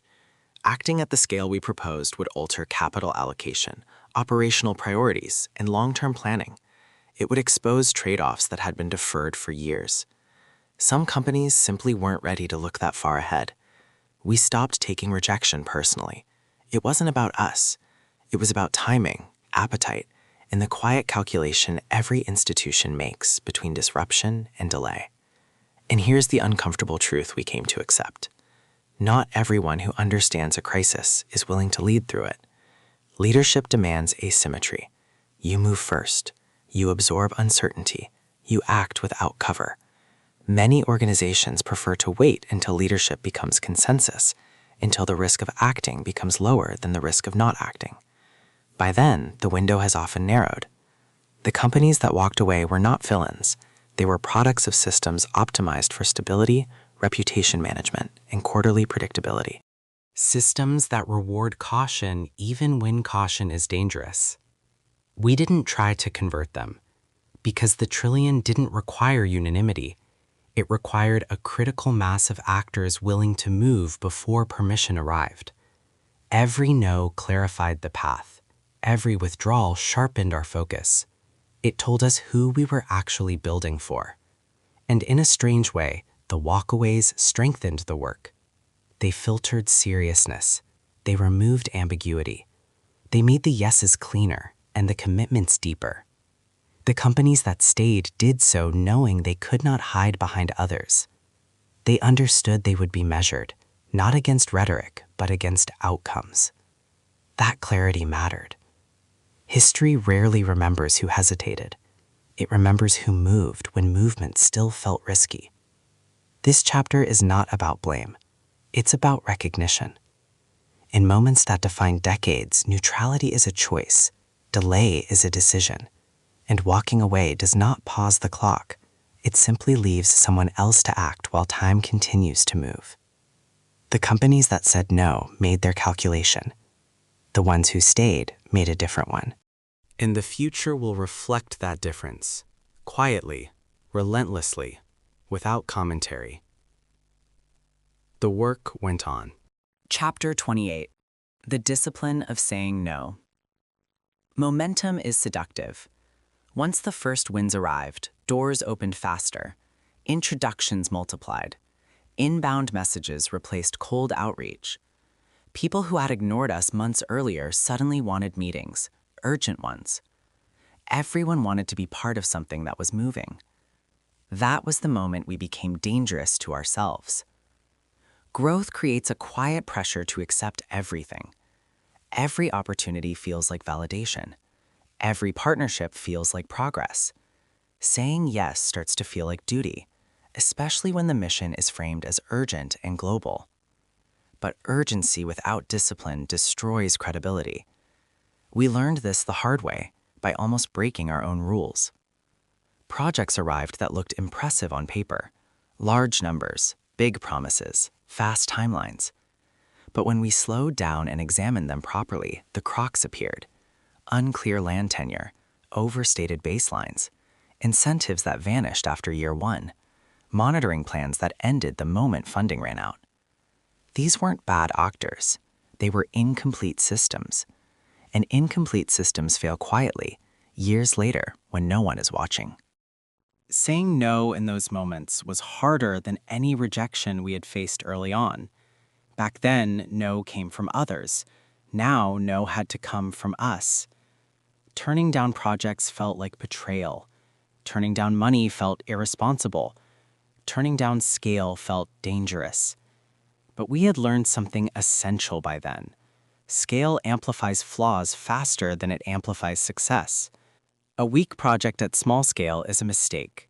A weak project at billion scale is a liability that can collapse trust across an entire movement. We had crossed a threshold where reputation was no longer ours alone. Every decision reflected on partners, communities, and the idea itself. One failure would not be isolated. It would be weaponized, used to discredit everything connected to it.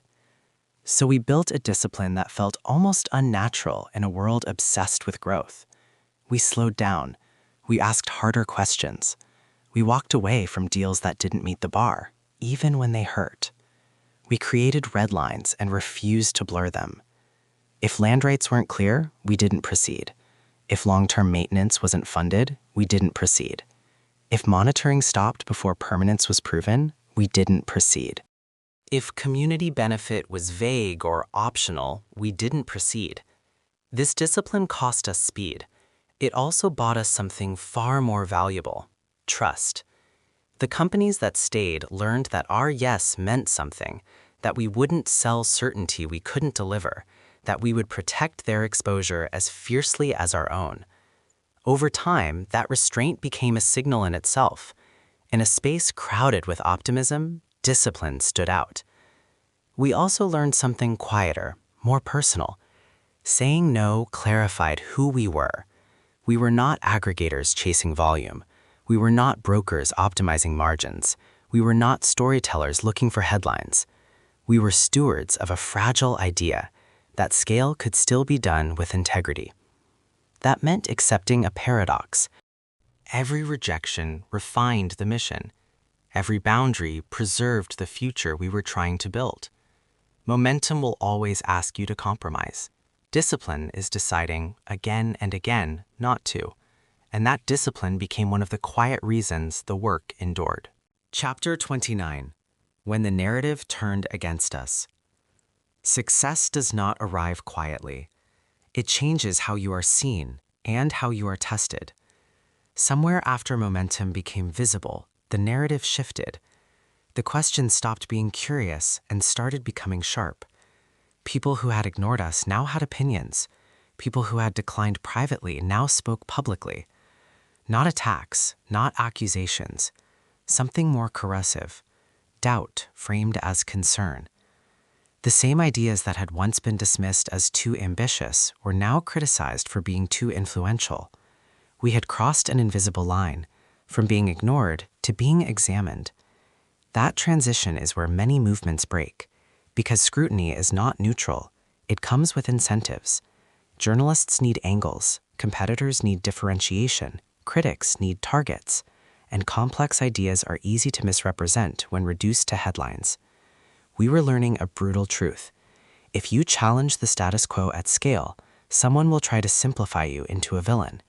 Not because you're wrong, because you're disruptive. The hardest part was that some critiques weren't entirely false. They pointed to real risks, power imbalance. Misaligned incentives, the danger of centralizing coordination. Ignoring those critiques would have been arrogance. Reacting defensively would have been weakness. So we chose the harder path. We listened. We went back to first principles and asked ourselves uncomfortable questions. Are we concentrating too much influence? Are we transparent enough about failure? Are we confusing coordination with control? Are we speaking for communities instead of amplifying them? Some answers stung, and some changes followed. We strengthened disclosure. We decentralized decision-making where it mattered. We made room for external audits that didn't report to us. We clarified, repeatedly, that we were facilitators, not owners of impact. Still, not everyone was satisfied. They never are. What we learned during this period was essential. Criticism does not disappear when you are right. It intensifies when you matter. The goal is not to silence it. The goal is to become strong enough that it improves you instead of distorting you. There were days it felt unfair. Days when it seemed easier to retreat into smaller, safer work. Days when we wondered whether visibility was worth the cost.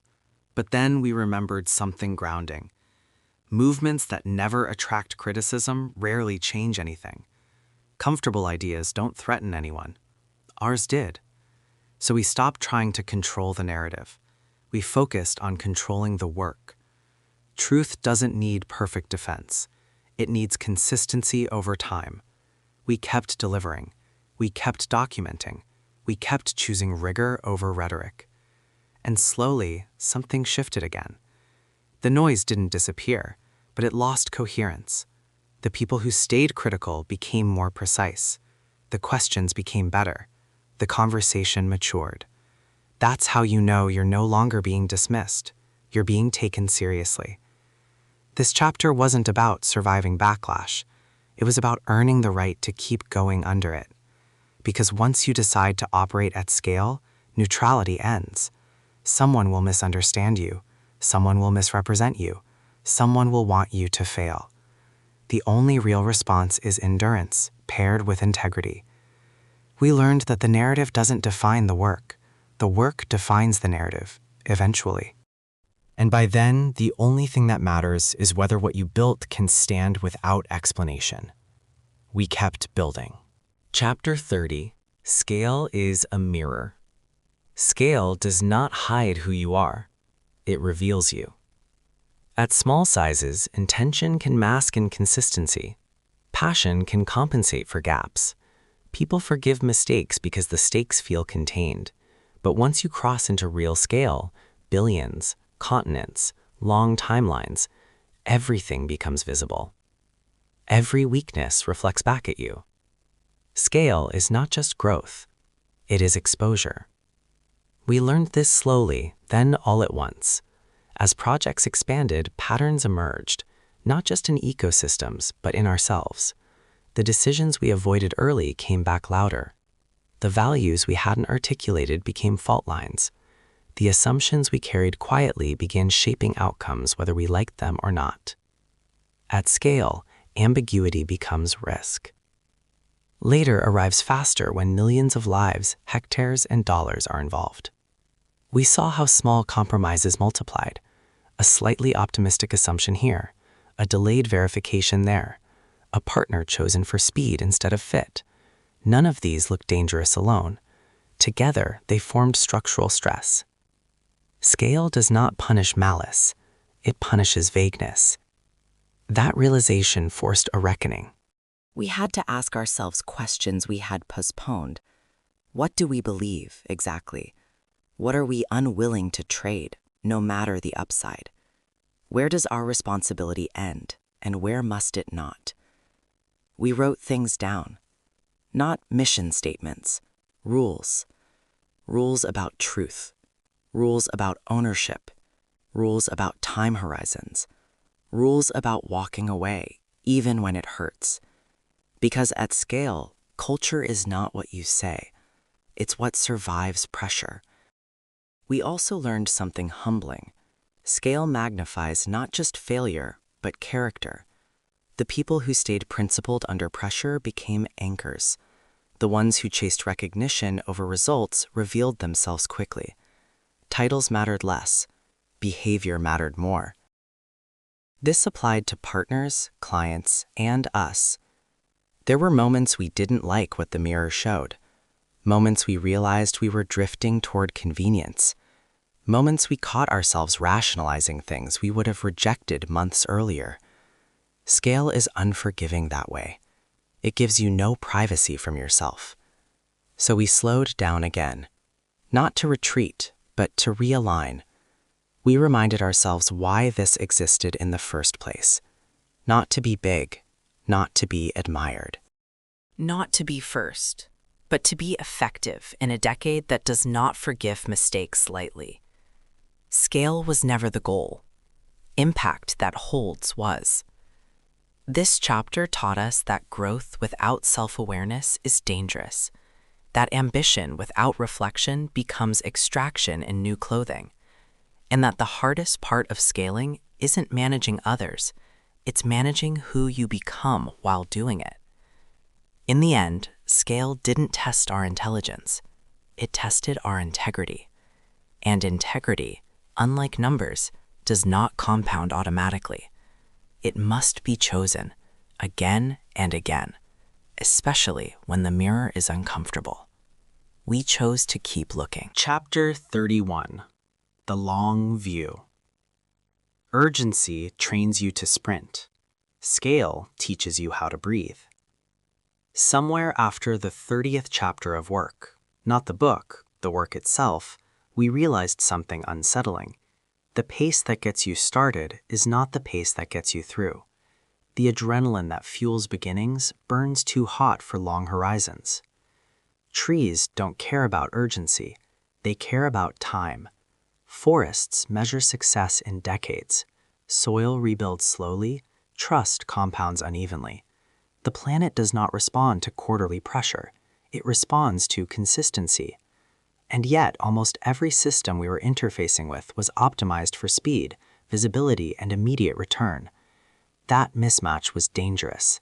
We had built something that demanded patience from institutions that had forgotten how to think past the next cycle. The real challenge was no longer convincing people to act, it was convincing them to stay. Stay when progress looked boring. Stay when results weren't headline-worthy. Stay when attention moved elsewhere. This is where most climate efforts quietly fail, not in ambition, but in endurance. We started reframing everything around what we called the long view. Not as a philosophy, but as an operating constraint. Every decision had to answer a new question. will this still make sense when no one is watching? That question changed behavior. It changed timelines. It changed incentives. Projects that depended on continuous enthusiasm were cut. Partnerships that required constant supervision were redesigned. Anything that could not survive leadership turnover, market shifts, or political change was treated as fragile, no matter how impressive it looked at launch. We began optimizing for boredom, for systems so embedded they no longer needed explanation, for impact that outlived us. This wasn't resignation, it was maturity. The long view forced us to accept that we would not see the end of this story ourselves, that the trillion, if it happened, would be assembled in fragments by people whose names would never appear in this book. That success would feel anticlimactic, forests standing quietly where destruction once seemed inevitable. That acceptance was strangely freeing. It removed the need to rush validation. It reduced the temptation to perform. It allowed us to design for continuity instead of applause. We also learned something personal. The long view demands humility. You stop asking, how do we win? You start asking, how do we not break what comes next?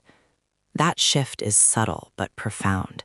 It turns founders into custodians, ambition into stewardship, movement into infrastructure. The climate crisis will not be solved by moments. It will be stabilized by decades of unremarkable consistency. This chapter wasn't about slowing down. It was about pacing correctly.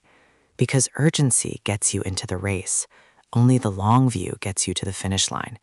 And for the first time, we stopped running like the world was ending tomorrow and started working like we intended to be here long enough to keep it from doing so. Chapter 32. What we didn't know we were building. For a long time, we thought we were building a solution, a model, a framework, a way to move capital into climate impact fast enough to matter. It took years to realize we were building something else entirely. We were building permission.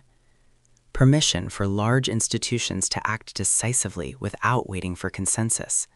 Permission for companies to think in decades without being accused of naivete. Permission for capital to move toward regeneration without pretending it was charity or sacrificing rigor. Most systems fail not because solutions don't exist, but because no one feels authorized to deploy them at scale. Everyone waits for regulation, for competitors, for public opinion, for safety in numbers. What we were quietly doing, sometimes without naming it, was breaking that waiting pattern. Each deal wasn't just impact delivered, it was precedent created. Once one Fortune 500 company moved seriously, others could no longer claim impossibility. Once 10 billion tree equivalents became operational instead of theoretical, smaller commitments started to look inadequate. Once long-term restoration showed up on balance sheets instead of marketing decks, climate stopped being an externality. We saw it happen in conversations. Those questions don't come from fear. They come from permission granted. The first movers paid a price: scrutiny, complexity, discomfort. But they also unlocked something rare: the ability for others to follow without being first. That's how change actually spreads. Not through inspiration alone, but through lowered psychological barriers. We weren't scaling trees, we were scaling confidence. Confidence that impact could be engineered. Confidence that scrutiny could survive. Confidence that long-term thinking would not be punished forever. This reframed our role again.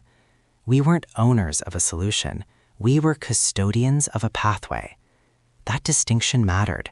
It kept us from confusing influence with control. It reminded us that the goal was not to centralize action, but to normalize it.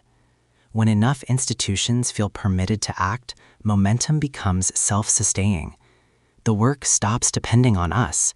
The question stops being, can this be done, and becomes, why aren't we doing this yet? That's when systems tip. We didn't know we were building permission while we were inside it. We only saw it in hindsight, when conversations accelerated, when resistance softened, when once radical numbers started sounding reasonable. This chapter is about that quiet shift, the one that doesn't make headlines, the one that rarely gets credit, the moment when an idea stops being controversial and starts being inevitable. If the trillion ever happens, it won't be because of one organization or one generation. It will be because enough people were given permission, explicitly or implicitly, to stop waiting. And maybe that's the most durable thing we built. Not trees, not systems, but the courage embedded into institutions to move before certainty arrived. We didn't know that at the start, but looking back, it's impossible to miss. Chapter 33. The Day the Question Changed. For years, every room sounded the same. Those questions were familiar, predictable, safe. They framed climate action as an experiment, something to be approached carefully, incrementally, with plausible deniability intact. Then, quietly, the question changed. It didn't happen all at once. It surfaced in fragments, across meetings that felt unrelated at the time, an executive who skipped the usual pleasantries, a board member who ignored the slide deck and went straight to consequences, a legal counsel who asked about permanence instead of publicity. The question was no longer, how do we begin? It became, what happens if we don't? That shift mattered more than any contract. When institutions start asking about consequences instead of feasibility, they've crossed a psychological threshold. Action is no longer aspirational, it's defensive, strategic, necessary. We felt it immediately in the tone. Meetings shortened, language sharpened, decisions accelerated. People stopped asking for inspiration. They asked for coverage. Climate action had entered the risk register, not as a reputational line item, but as an operational one. And once that happens, everything moves differently. This was not a victory. It was a responsibility upgrade. Because fear can mobilize as powerfully as hope, but it demands precision. You can't answer fear with slogans. You have to answer it with engineering, with proof, with systems that don't collapse under pressure. The work changed again. We spent less time persuading and more time stress testing, less time explaining why this mattered and more time mapping failure modes, less time imagining best cases and more time preparing for worst ones. That discipline paid off, not in applause, but in seriousness. We began seeing alignment across departments that rarely spoke to each other. Sustainability talking to procurement, risk talking to operations, legal talking to land. When climate moves from moral territory into institutional survival, silos weaken. This chapter marked a turning point we didn't celebrate, because it wasn't about belief anymore. It was about consequence. The most dangerous myth in climate work is that awareness leads to action. It doesn't. Awareness leads to statements.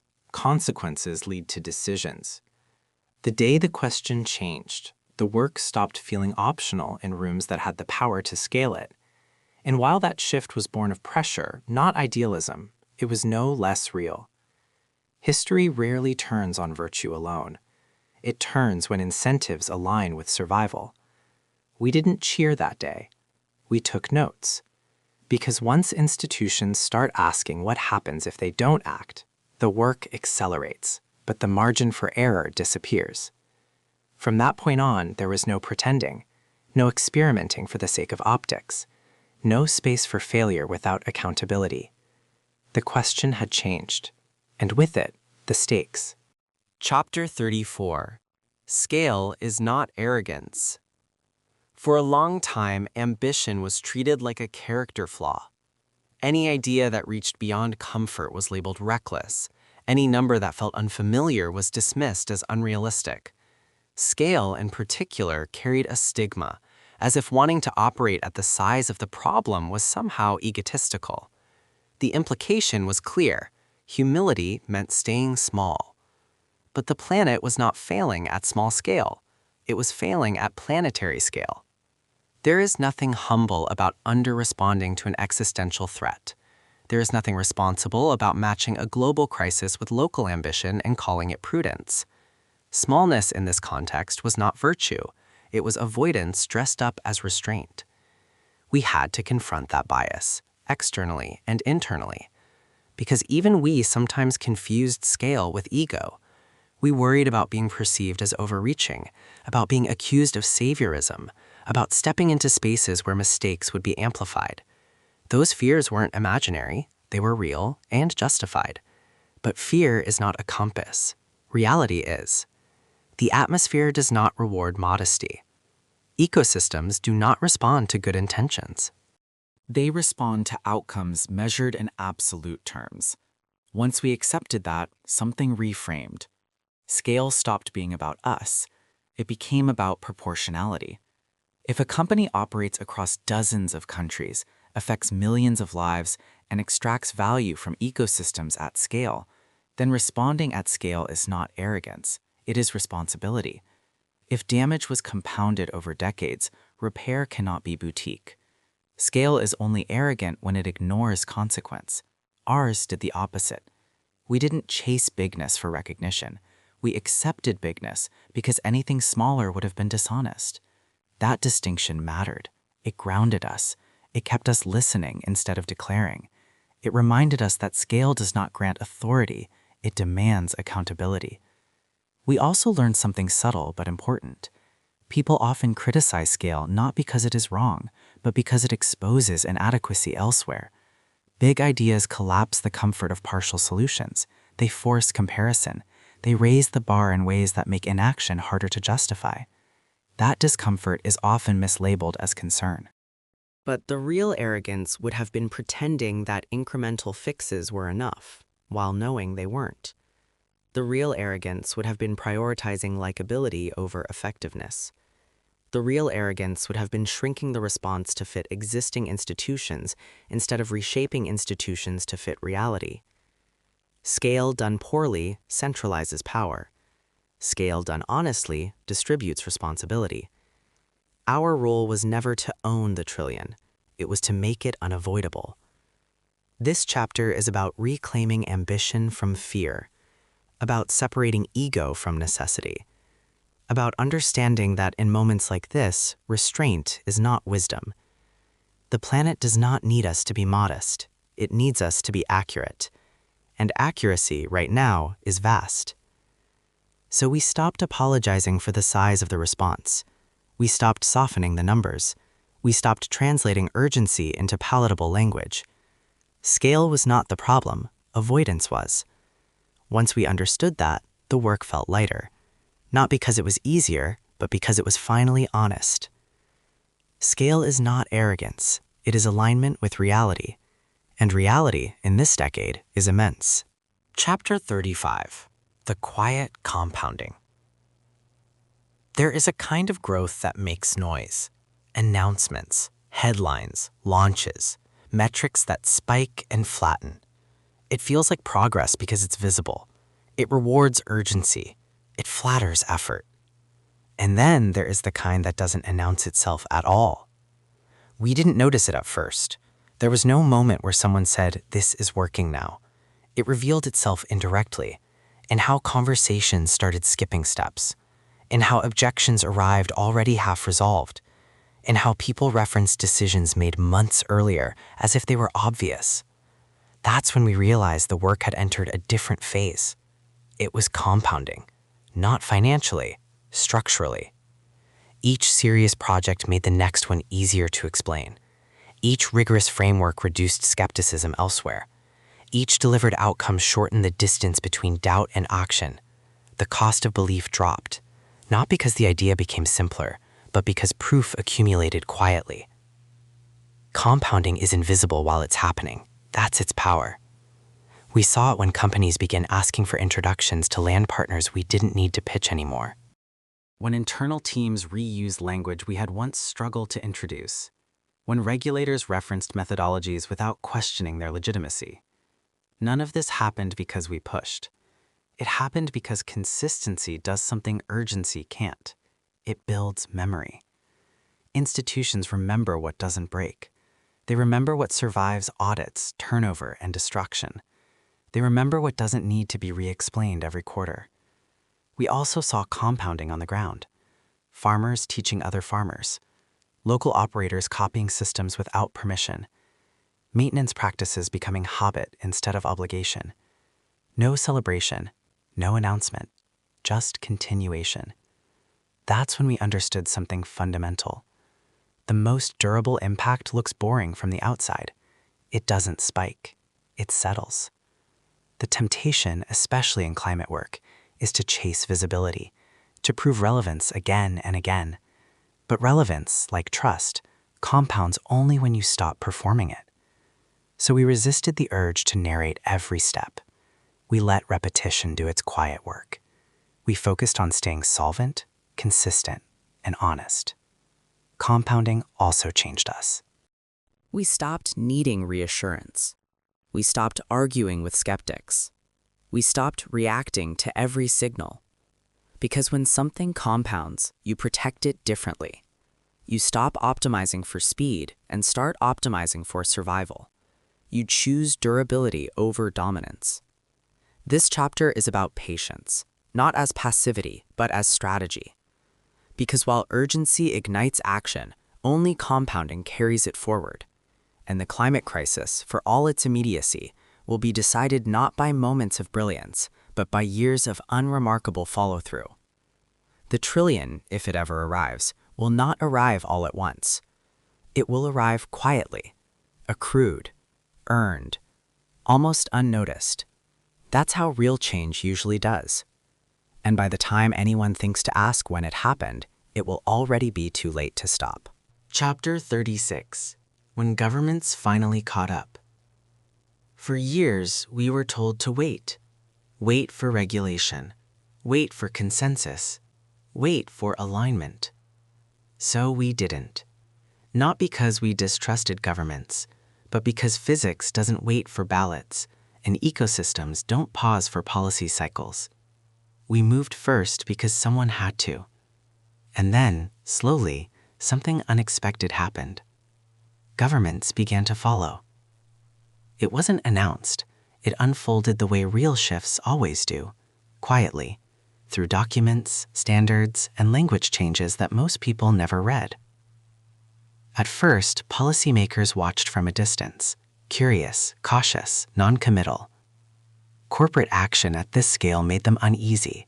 It disrupted established narratives where regulation preceded behavior. This was backward, uncomfortable. But results have gravity.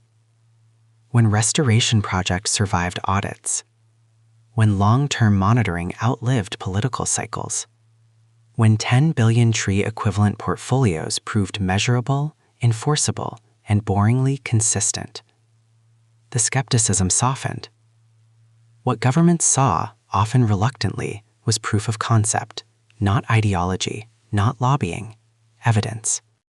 Evidence that large-scale climate action could be executed without collapsing markets, without destroying competitiveness, without waiting for universal agreement. And evidence changes how policy is written. We began seeing it in drafts before we saw it in laws. Language around permanence tightened. Reporting frameworks shifted from voluntary disclosure to conditional obligation. Avoidance and regeneration stopped being footnotes and became categories. This wasn't imitation, it was convergence. Governments didn't copy the work wholesale, nor should they have. Their role was different, but the sequencing mattered. Practice informed policy, not the other way around. And once that order flipped, momentum changed character. Regulation stopped asking, "Is this possible?" It started asking, "Why isn't everyone doing this yet?" That's when thresholds appeared. Minimum impact requirements, stricter verification rules, penalties that finally had teeth. Not because of activism, because of precedent. The companies that moved early didn't just protect themselves from future rules, they shaped them. By proving what was operationally viable, they collapsed the space for excuses. Governments could regulate harder without fear of breaking the system because the system had already shown it could hold. There was irony in it. The same institutions once accused of moving too slowly became accelerants once they had something solid to anchor to. This chapter is not a victory story. It's a sequencing lesson. Waiting for governments to lead would have cost us time we didn't have. Acting first created the conditions for policy to matter when it arrived. And when it arrived stronger, because it wasn't theoretical. By the end of the decade, the conversation had inverted. Companies no longer asked how to get ahead of regulation. They asked how to stay compliant with reality. That's when you know something has shifted, not when laws are passed, but when behavior becomes expected. Governments didn't save the day. They did what they do best when given proof. They codified it. And in that quiet alignment between action and authority, the work became harder to undo, which in a world that forgets quickly, may be the most important outcome of all. Chapter 37: The Markets That Emerged After Trust. Markets don't appear because someone announces them. They appear when trust becomes repeatable. For a long time, climate finance pretended the opposite. It assumed markets could be engineered first, rules, prices, platforms, and trust would follow. What we saw instead was hesitation, liquidity without confidence, volume without conviction. Nothing moved at the speed the moment demanded. Then something subtle shifted. Once impact began to hold, year after year, audit after audit, capital behaved differently. Not excited, not speculative, calm, patient, curious. The kind of capital that asks fewer questions because it recognizes patterns it has seen before. Trust had become infrastructure. Projects that once required persuasion started requiring allocation. Due diligence shortened because assumptions were already proven elsewhere. Pricing stabilized, not because risk disappeared, but because it was understood. Volatility gave weight to benchmarks. This is how real markets are born, not through hype, but through boredom. Biochar stopped being a concept and became a supply chain. Seaweed moved from pilot to procurement. Biogas digesters were no longer grants waiting to expire. They were assets with maintenance schedules, feedstock contracts, and revenue logic. Avoided deforestation matured from moral appeal to enforceable obligation. The language changed with the behavior. Offsets faded, removals sharpened. Integrity stopped being a slogan and became a gating condition. Most importantly, these markets did not require belief to function. They required proof. Once proof compounded, capital followed without drama. Pension funds asked for exposure. Insurers began pricing risk differently. Procurement teams embedded regeneration into contracts without fanfare. No ribbon cutting, no revolution, just normalization. What surprised us most was not the speed, it was the restraint. The markets that emerged were not frothy. They didn't promise infinite upside. They promised continuity, predictability, long-term yield tied to long-term stability. That's not a bug, it's a feature. Because the goal was never to financialize nature into another speculative asset. It was to make preservation and regeneration the rational default. To ensure that doing the right thing didn't require moral exceptionalism, just sound economics. Trust did what policy and persuasion could not. It lowered friction. It reduced fear. It allowed capital to move without pretending it was altruism. And in doing so, it created something rare in climate work, markets that didn't need constant defense. This chapter isn't about innovation, it's about maturation. The lesson was clear. When integrity is enforced consistently, markets emerge naturally. When trust compounds, incentives align. And when incentives align, scale becomes boring, in the best possible way. That boredom is what saved time, and time in this decade was everything. The markets that emerged after trust didn't feel like a breakthrough.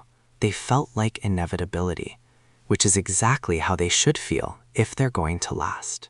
Chapter 38: The Projects That Failed, and Why We Let Them. Not everything worked. That sentence deserves to exist plainly, without justification or apology, because pretending otherwise would be dishonest, and dishonesty at this scale is fatal. Some projects failed early. Others took years to reveal their weaknesses. A few looked perfect on paper and collapsed quietly once reality applied pressure. And each failure forced the same uncomfortable question: why didn't we stop this sooner? Sometimes the answer was painful. We wanted it to work. We wanted the land to cooperate, the community to align, the economics to hold. We wanted success badly enough that optimism crept into places where skepticism belonged, not recklessly, but subtly, a slightly generous assumption, a timeline that leaned on best-case weather, a partner whose incentives were aligned, for now. Failure doesn't usually arrive dramatically. It arrives through erosion. A maintenance gap that never quite closes, a political shift that reorders priorities, a market price that refuses to stabilize. Individually survivable, collectively terminal. What mattered wasn't that projects failed. It was what we did next. We shut some down. That decision never got easier. Walking away from land already planted, infrastructure already installed, people already hopeful, it felt like betrayal every time. But continuing a failing system would have been worse. False permanence is more damaging than honest retreat.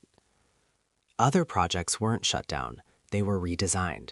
Scope reduced, timelines extended, claims narrowed. What we learned was this: scaling back is not failure when it prevents collapse, it is discipline. And then there were the projects we let fail fully. Not because we didn't care, but because saving them would have required lying, inflating numbers, softening standards, reframing outcomes to protect reputation. We refused. That refusal cost us money, time, momentum, relationships. But it bought something irreplaceable: credibility under stress. Climate work is crowded with stories that never mention failure. That absence is not inspiring, it is suspicious. Real systems break sometimes. Real honesty admits it. And real learning only happens when failure is examined instead of buried. Each failure refined our filters. Each breakdown sharpened our understanding of what actually scales. Each uncomfortable postmortem reduced the chance of repeating the same mistake at 10 times the size. We also learned something humbling. Failure often came from places we thought were strengths. Speed became fragility. Ambition became pressure. Experience became overconfidence. The antidote was not caution, it was clarity. By allowing failure to be visible, bounded, and final, we protected the rest of the system. We sent a signal to partners and clients alike. Outcomes matter more than optics. Truth matters more than continuity.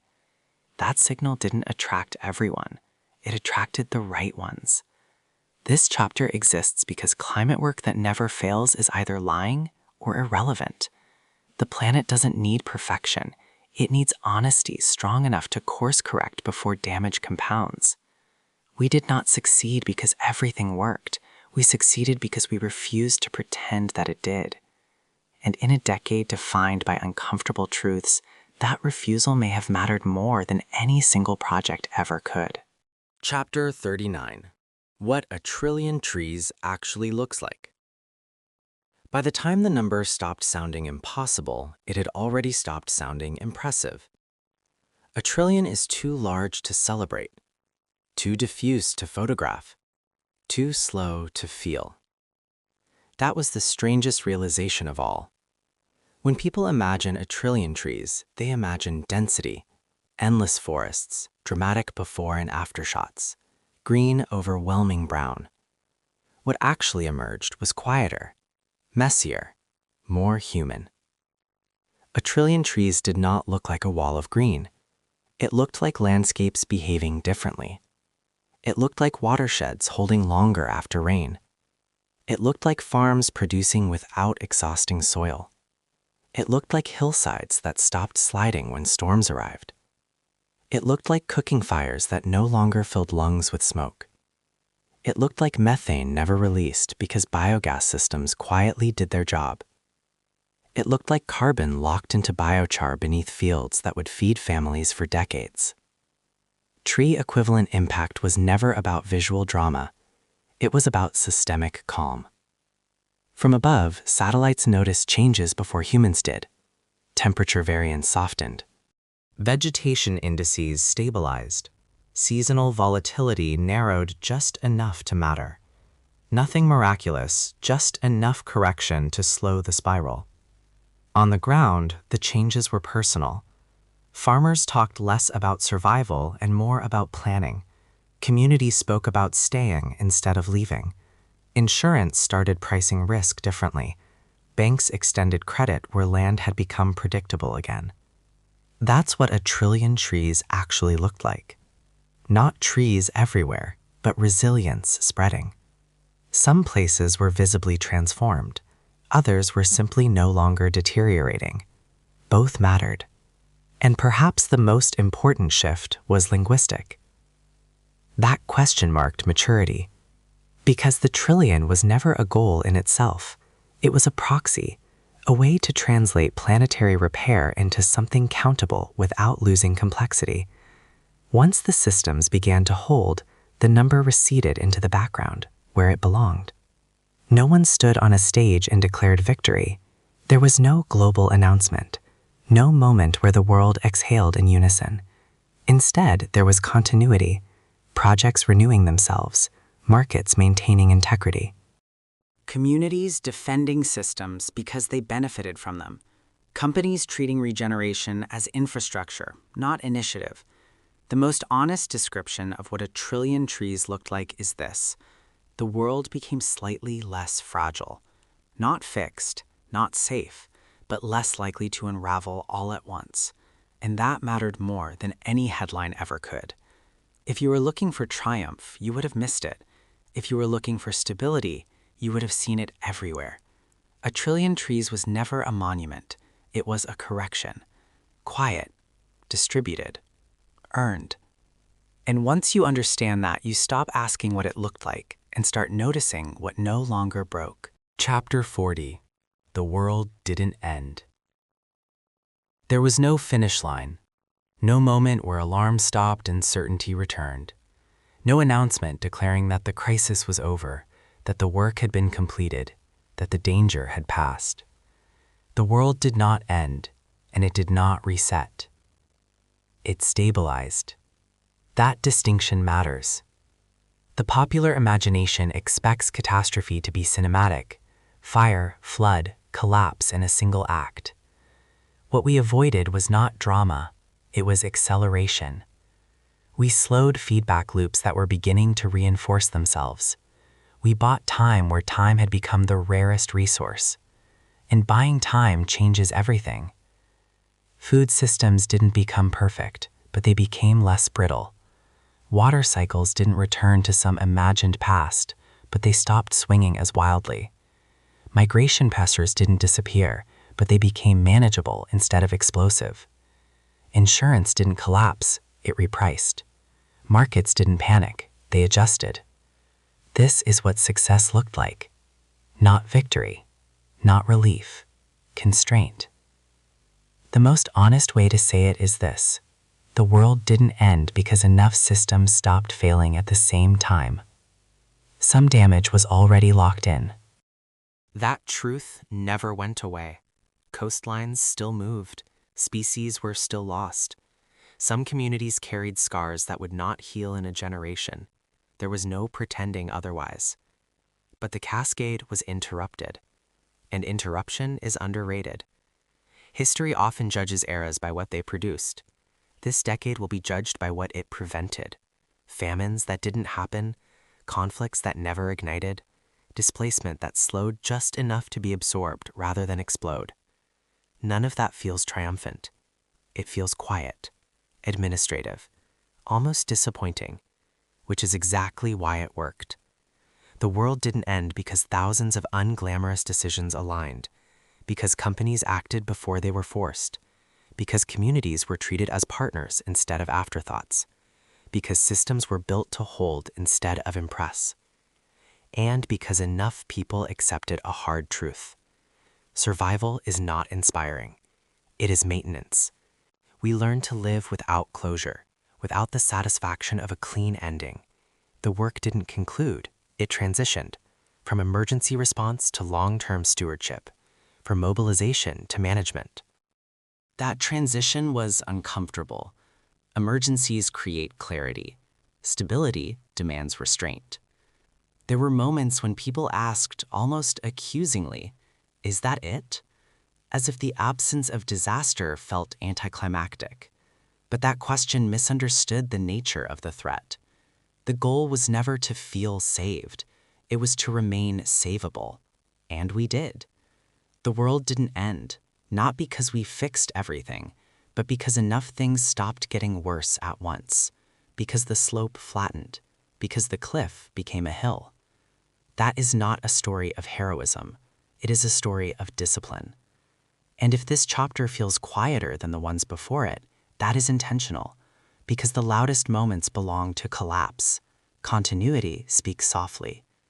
The world didn't end, and that, in this century, is not a small thing. Chapter 41. The Work After the Emergency. Emergencies create unity. They clarify priorities. They compress debate. They give people permission to act in ways that would otherwise feel excessive.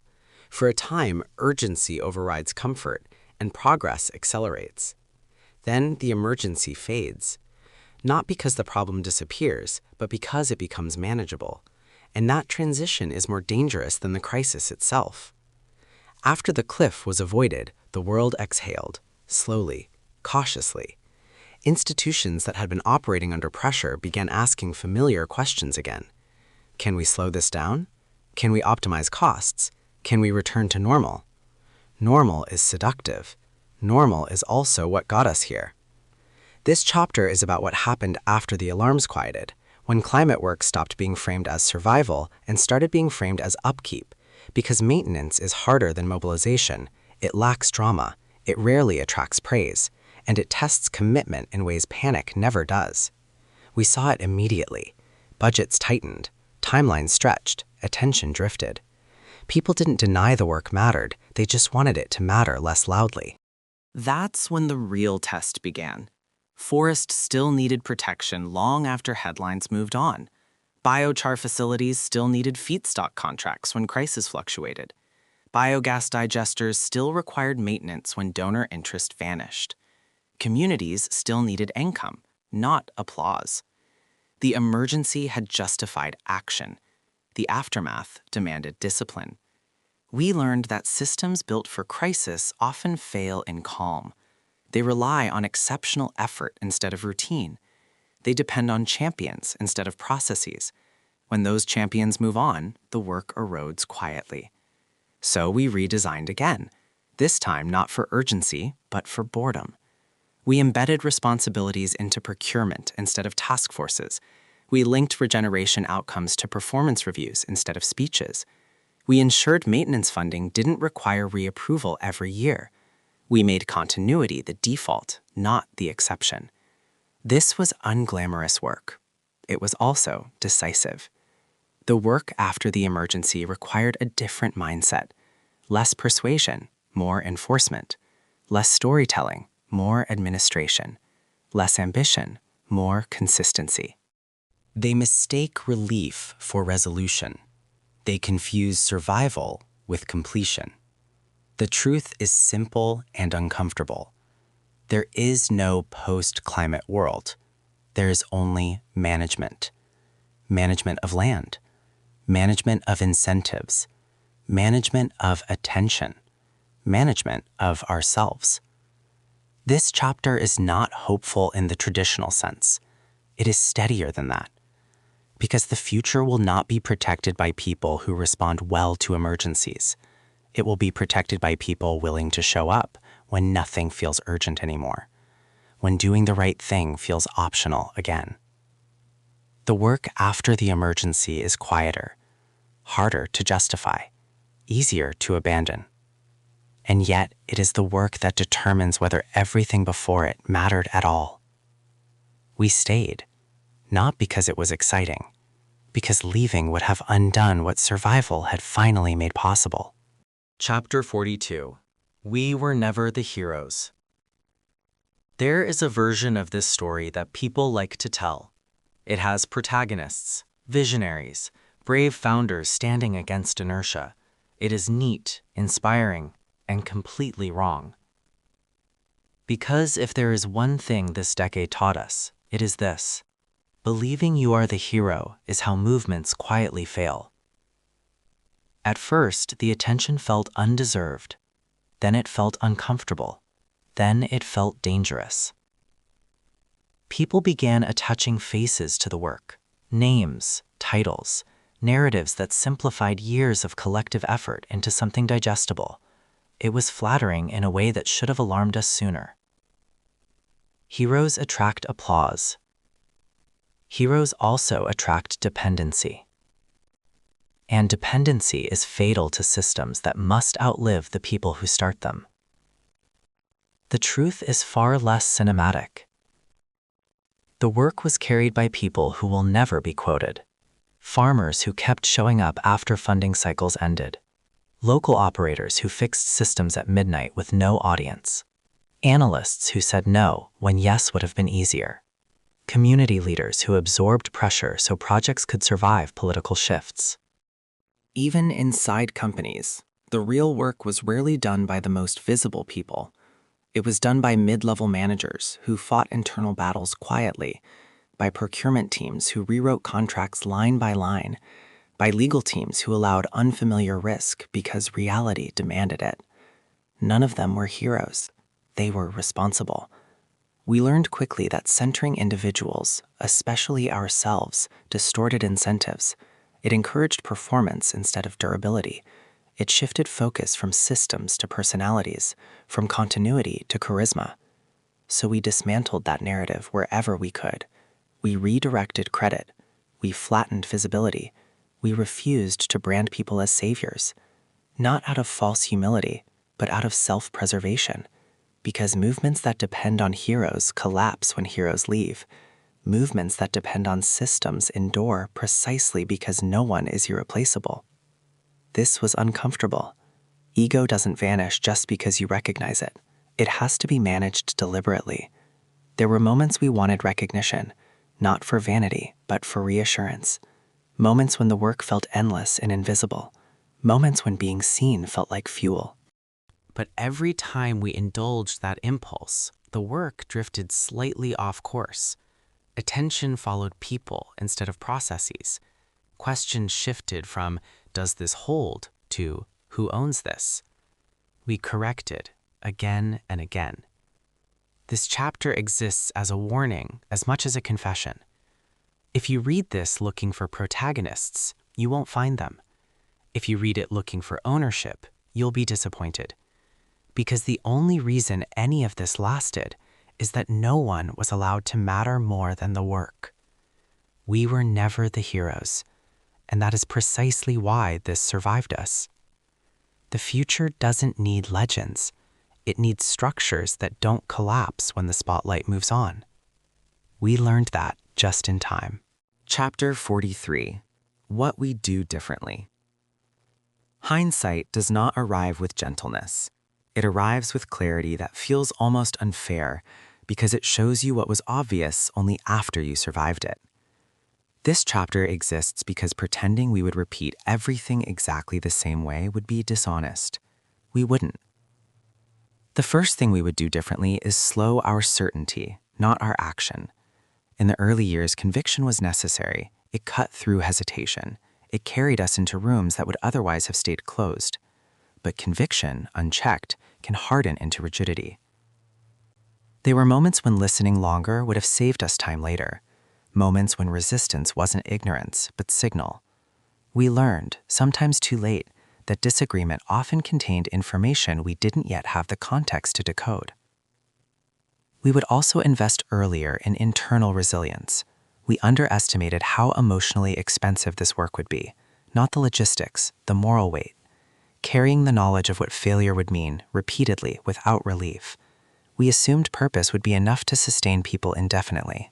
It wasn't.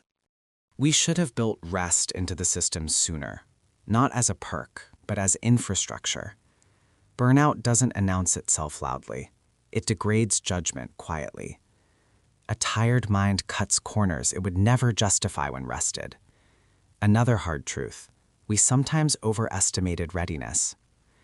Just because a company could move at scale didn't mean it was ready to do so responsibly. Some organizations needed internal reckoning before external action. Pushing them too fast created friction that later required repair. Urgency justified speed, but not all speed was equal. We would now ask a different question earlier. Is this institution prepared to carry this responsibility for 10 years, not 10 months? If the answer was unclear, we would wait or walk away. We also learned that not all transparency is equal. We believed early on that radical openness would inoculate us against criticism. In reality, transparency without context can be weaponized. Data released without explanation can mislead. Complexity shared without framing can confuse. We would still choose transparency, but we would pair it with education relentlessly. Some of our biggest mistakes came from assuming shared understanding. The world does not think in systems by default. It thinks in stories. We should have told better ones earlier, not to persuade, but to orient. Finally, we would be more explicit about what this work could not do. We sometimes allowed hope to fill gaps where honesty belonged. Restoration cannot reverse all damage.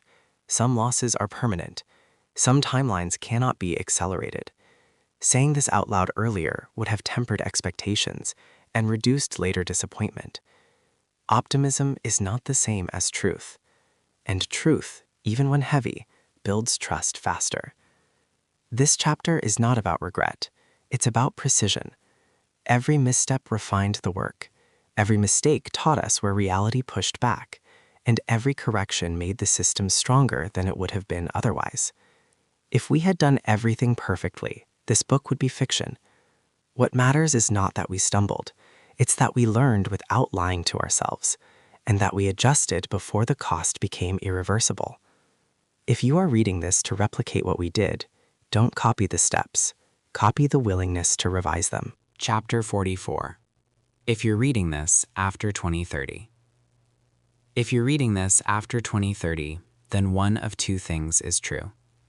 Either the work held, or it didn't. This chapter is written to you without assumption, without triumph, and without nostalgia, because the most dangerous thing that can happen after a crisis is the belief that it is over. If things feel stable now, remember this: stability is not natural. It is maintained. It exists only because someone, somewhere, is still doing the unremarkable work that prevents regression. The moment that work is framed as optional, decline resumes quietly. If things feel unstable, remember something else. Systems fail before people notice. What feels sudden is usually delayed. The response that matters is not panic, it is correction.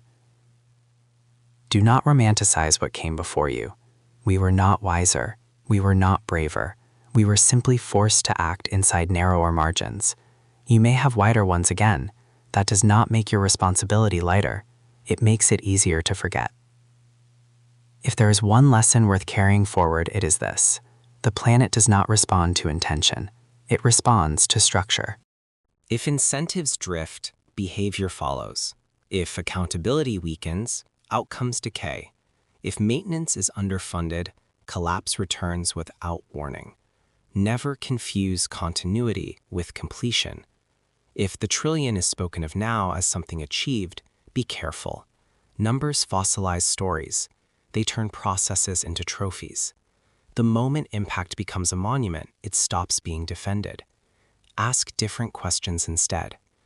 Who is still responsible for this land? Who is paid to maintain it? Who loses if it fails? Who is watching when no one else is? Those questions matter more than any count. If you inherit institutions that speak easily about regeneration, remember that language is not proof. Demand systems, demand measurement, demand consequence. The work survives only when someone is uncomfortable enough to insist on rigor. And if you are tempted to simplify the story into inspiration, resist that impulse. This was not a moment. It was a management problem addressed just in time. If you are building something new now, learn from our restraint more than our ambition. Big responses were necessary then. They may not be now, but proportionality always is. Over-response and under-response are equally dangerous when they ignore reality. Above all, do not outsource responsibility to the past. Whatever stability exists now belongs to you. Whatever fragility remains is yours to manage. The future is not protected by remembering what was. It is protected by continuing to do what no one applauds anymore. If you are reading this after 2030, the work is not behind you. It never was. It has simply changed hands. Chapter 45. The only thing that ever mattered. At the end of all this, when the numbers stop being quoted and the urgency fades into something quieter, one truth remains unaltered. None of this was about trees. Trees were the language, the proxy, the unit that made an invisible crisis legible. But the work was always about responsibility. Responsibility taken early, before permission arrived. Responsibility carried without applause. Responsibility distributed instead of centralized. We did not save the world. We helped prevent it from unraveling all at once. That distinction matters, because salvation implies heroes, and heroes imply endings. This had neither. What endured were systems that helped when attention drifted, incentives that aligned when emotions cooled, people who kept showing up when no one was watching and nothing felt urgent anymore. If this book has said anything worth remembering, let it be this.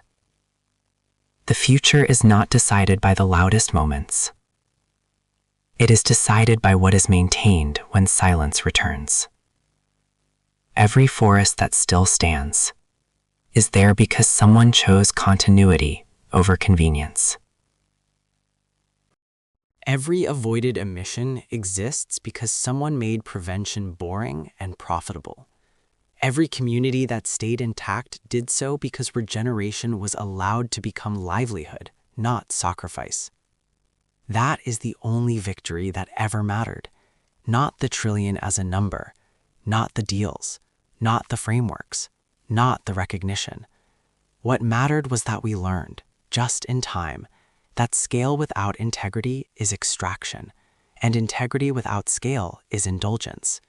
That neither alone survives pressure, that both together can. If you close this book looking for inspiration, you may be disappointed. If you close it looking for instruction, you may be frustrated. But if you close it with a deeper respect for systems, for patience, and for the quiet discipline of doing the right thing long after it stops being celebrated, then this book has done its job. The planet does not need belief.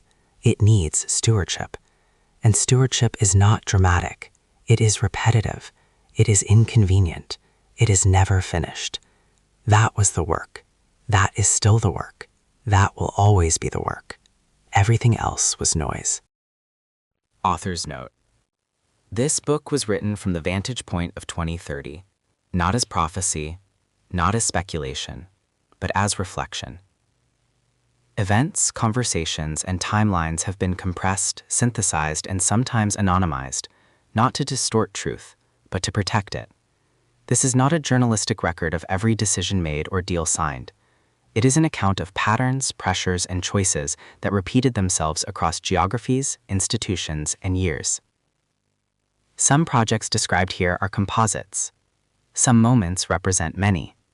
Some failures are grouped where details would distract from their lesson. That was intentional. The purpose of this book is not to catalog achievements, but to document how scale actually moved, what failed, what held, and what changed when urgency met structure. Trees appear often in these pages. They are not the subject. They are the unit through which something larger became legible. planetary repair at a speed that history rarely allows. If this book feels restrained, that is by design. The decade it described did not reward exaggeration, it rewarded accuracy. If you are searching for heroes, you will not find them here. If you are searching for systems that survived pressure, you will. This is not a story about saving the world. It is a story about preventing it from unraveling all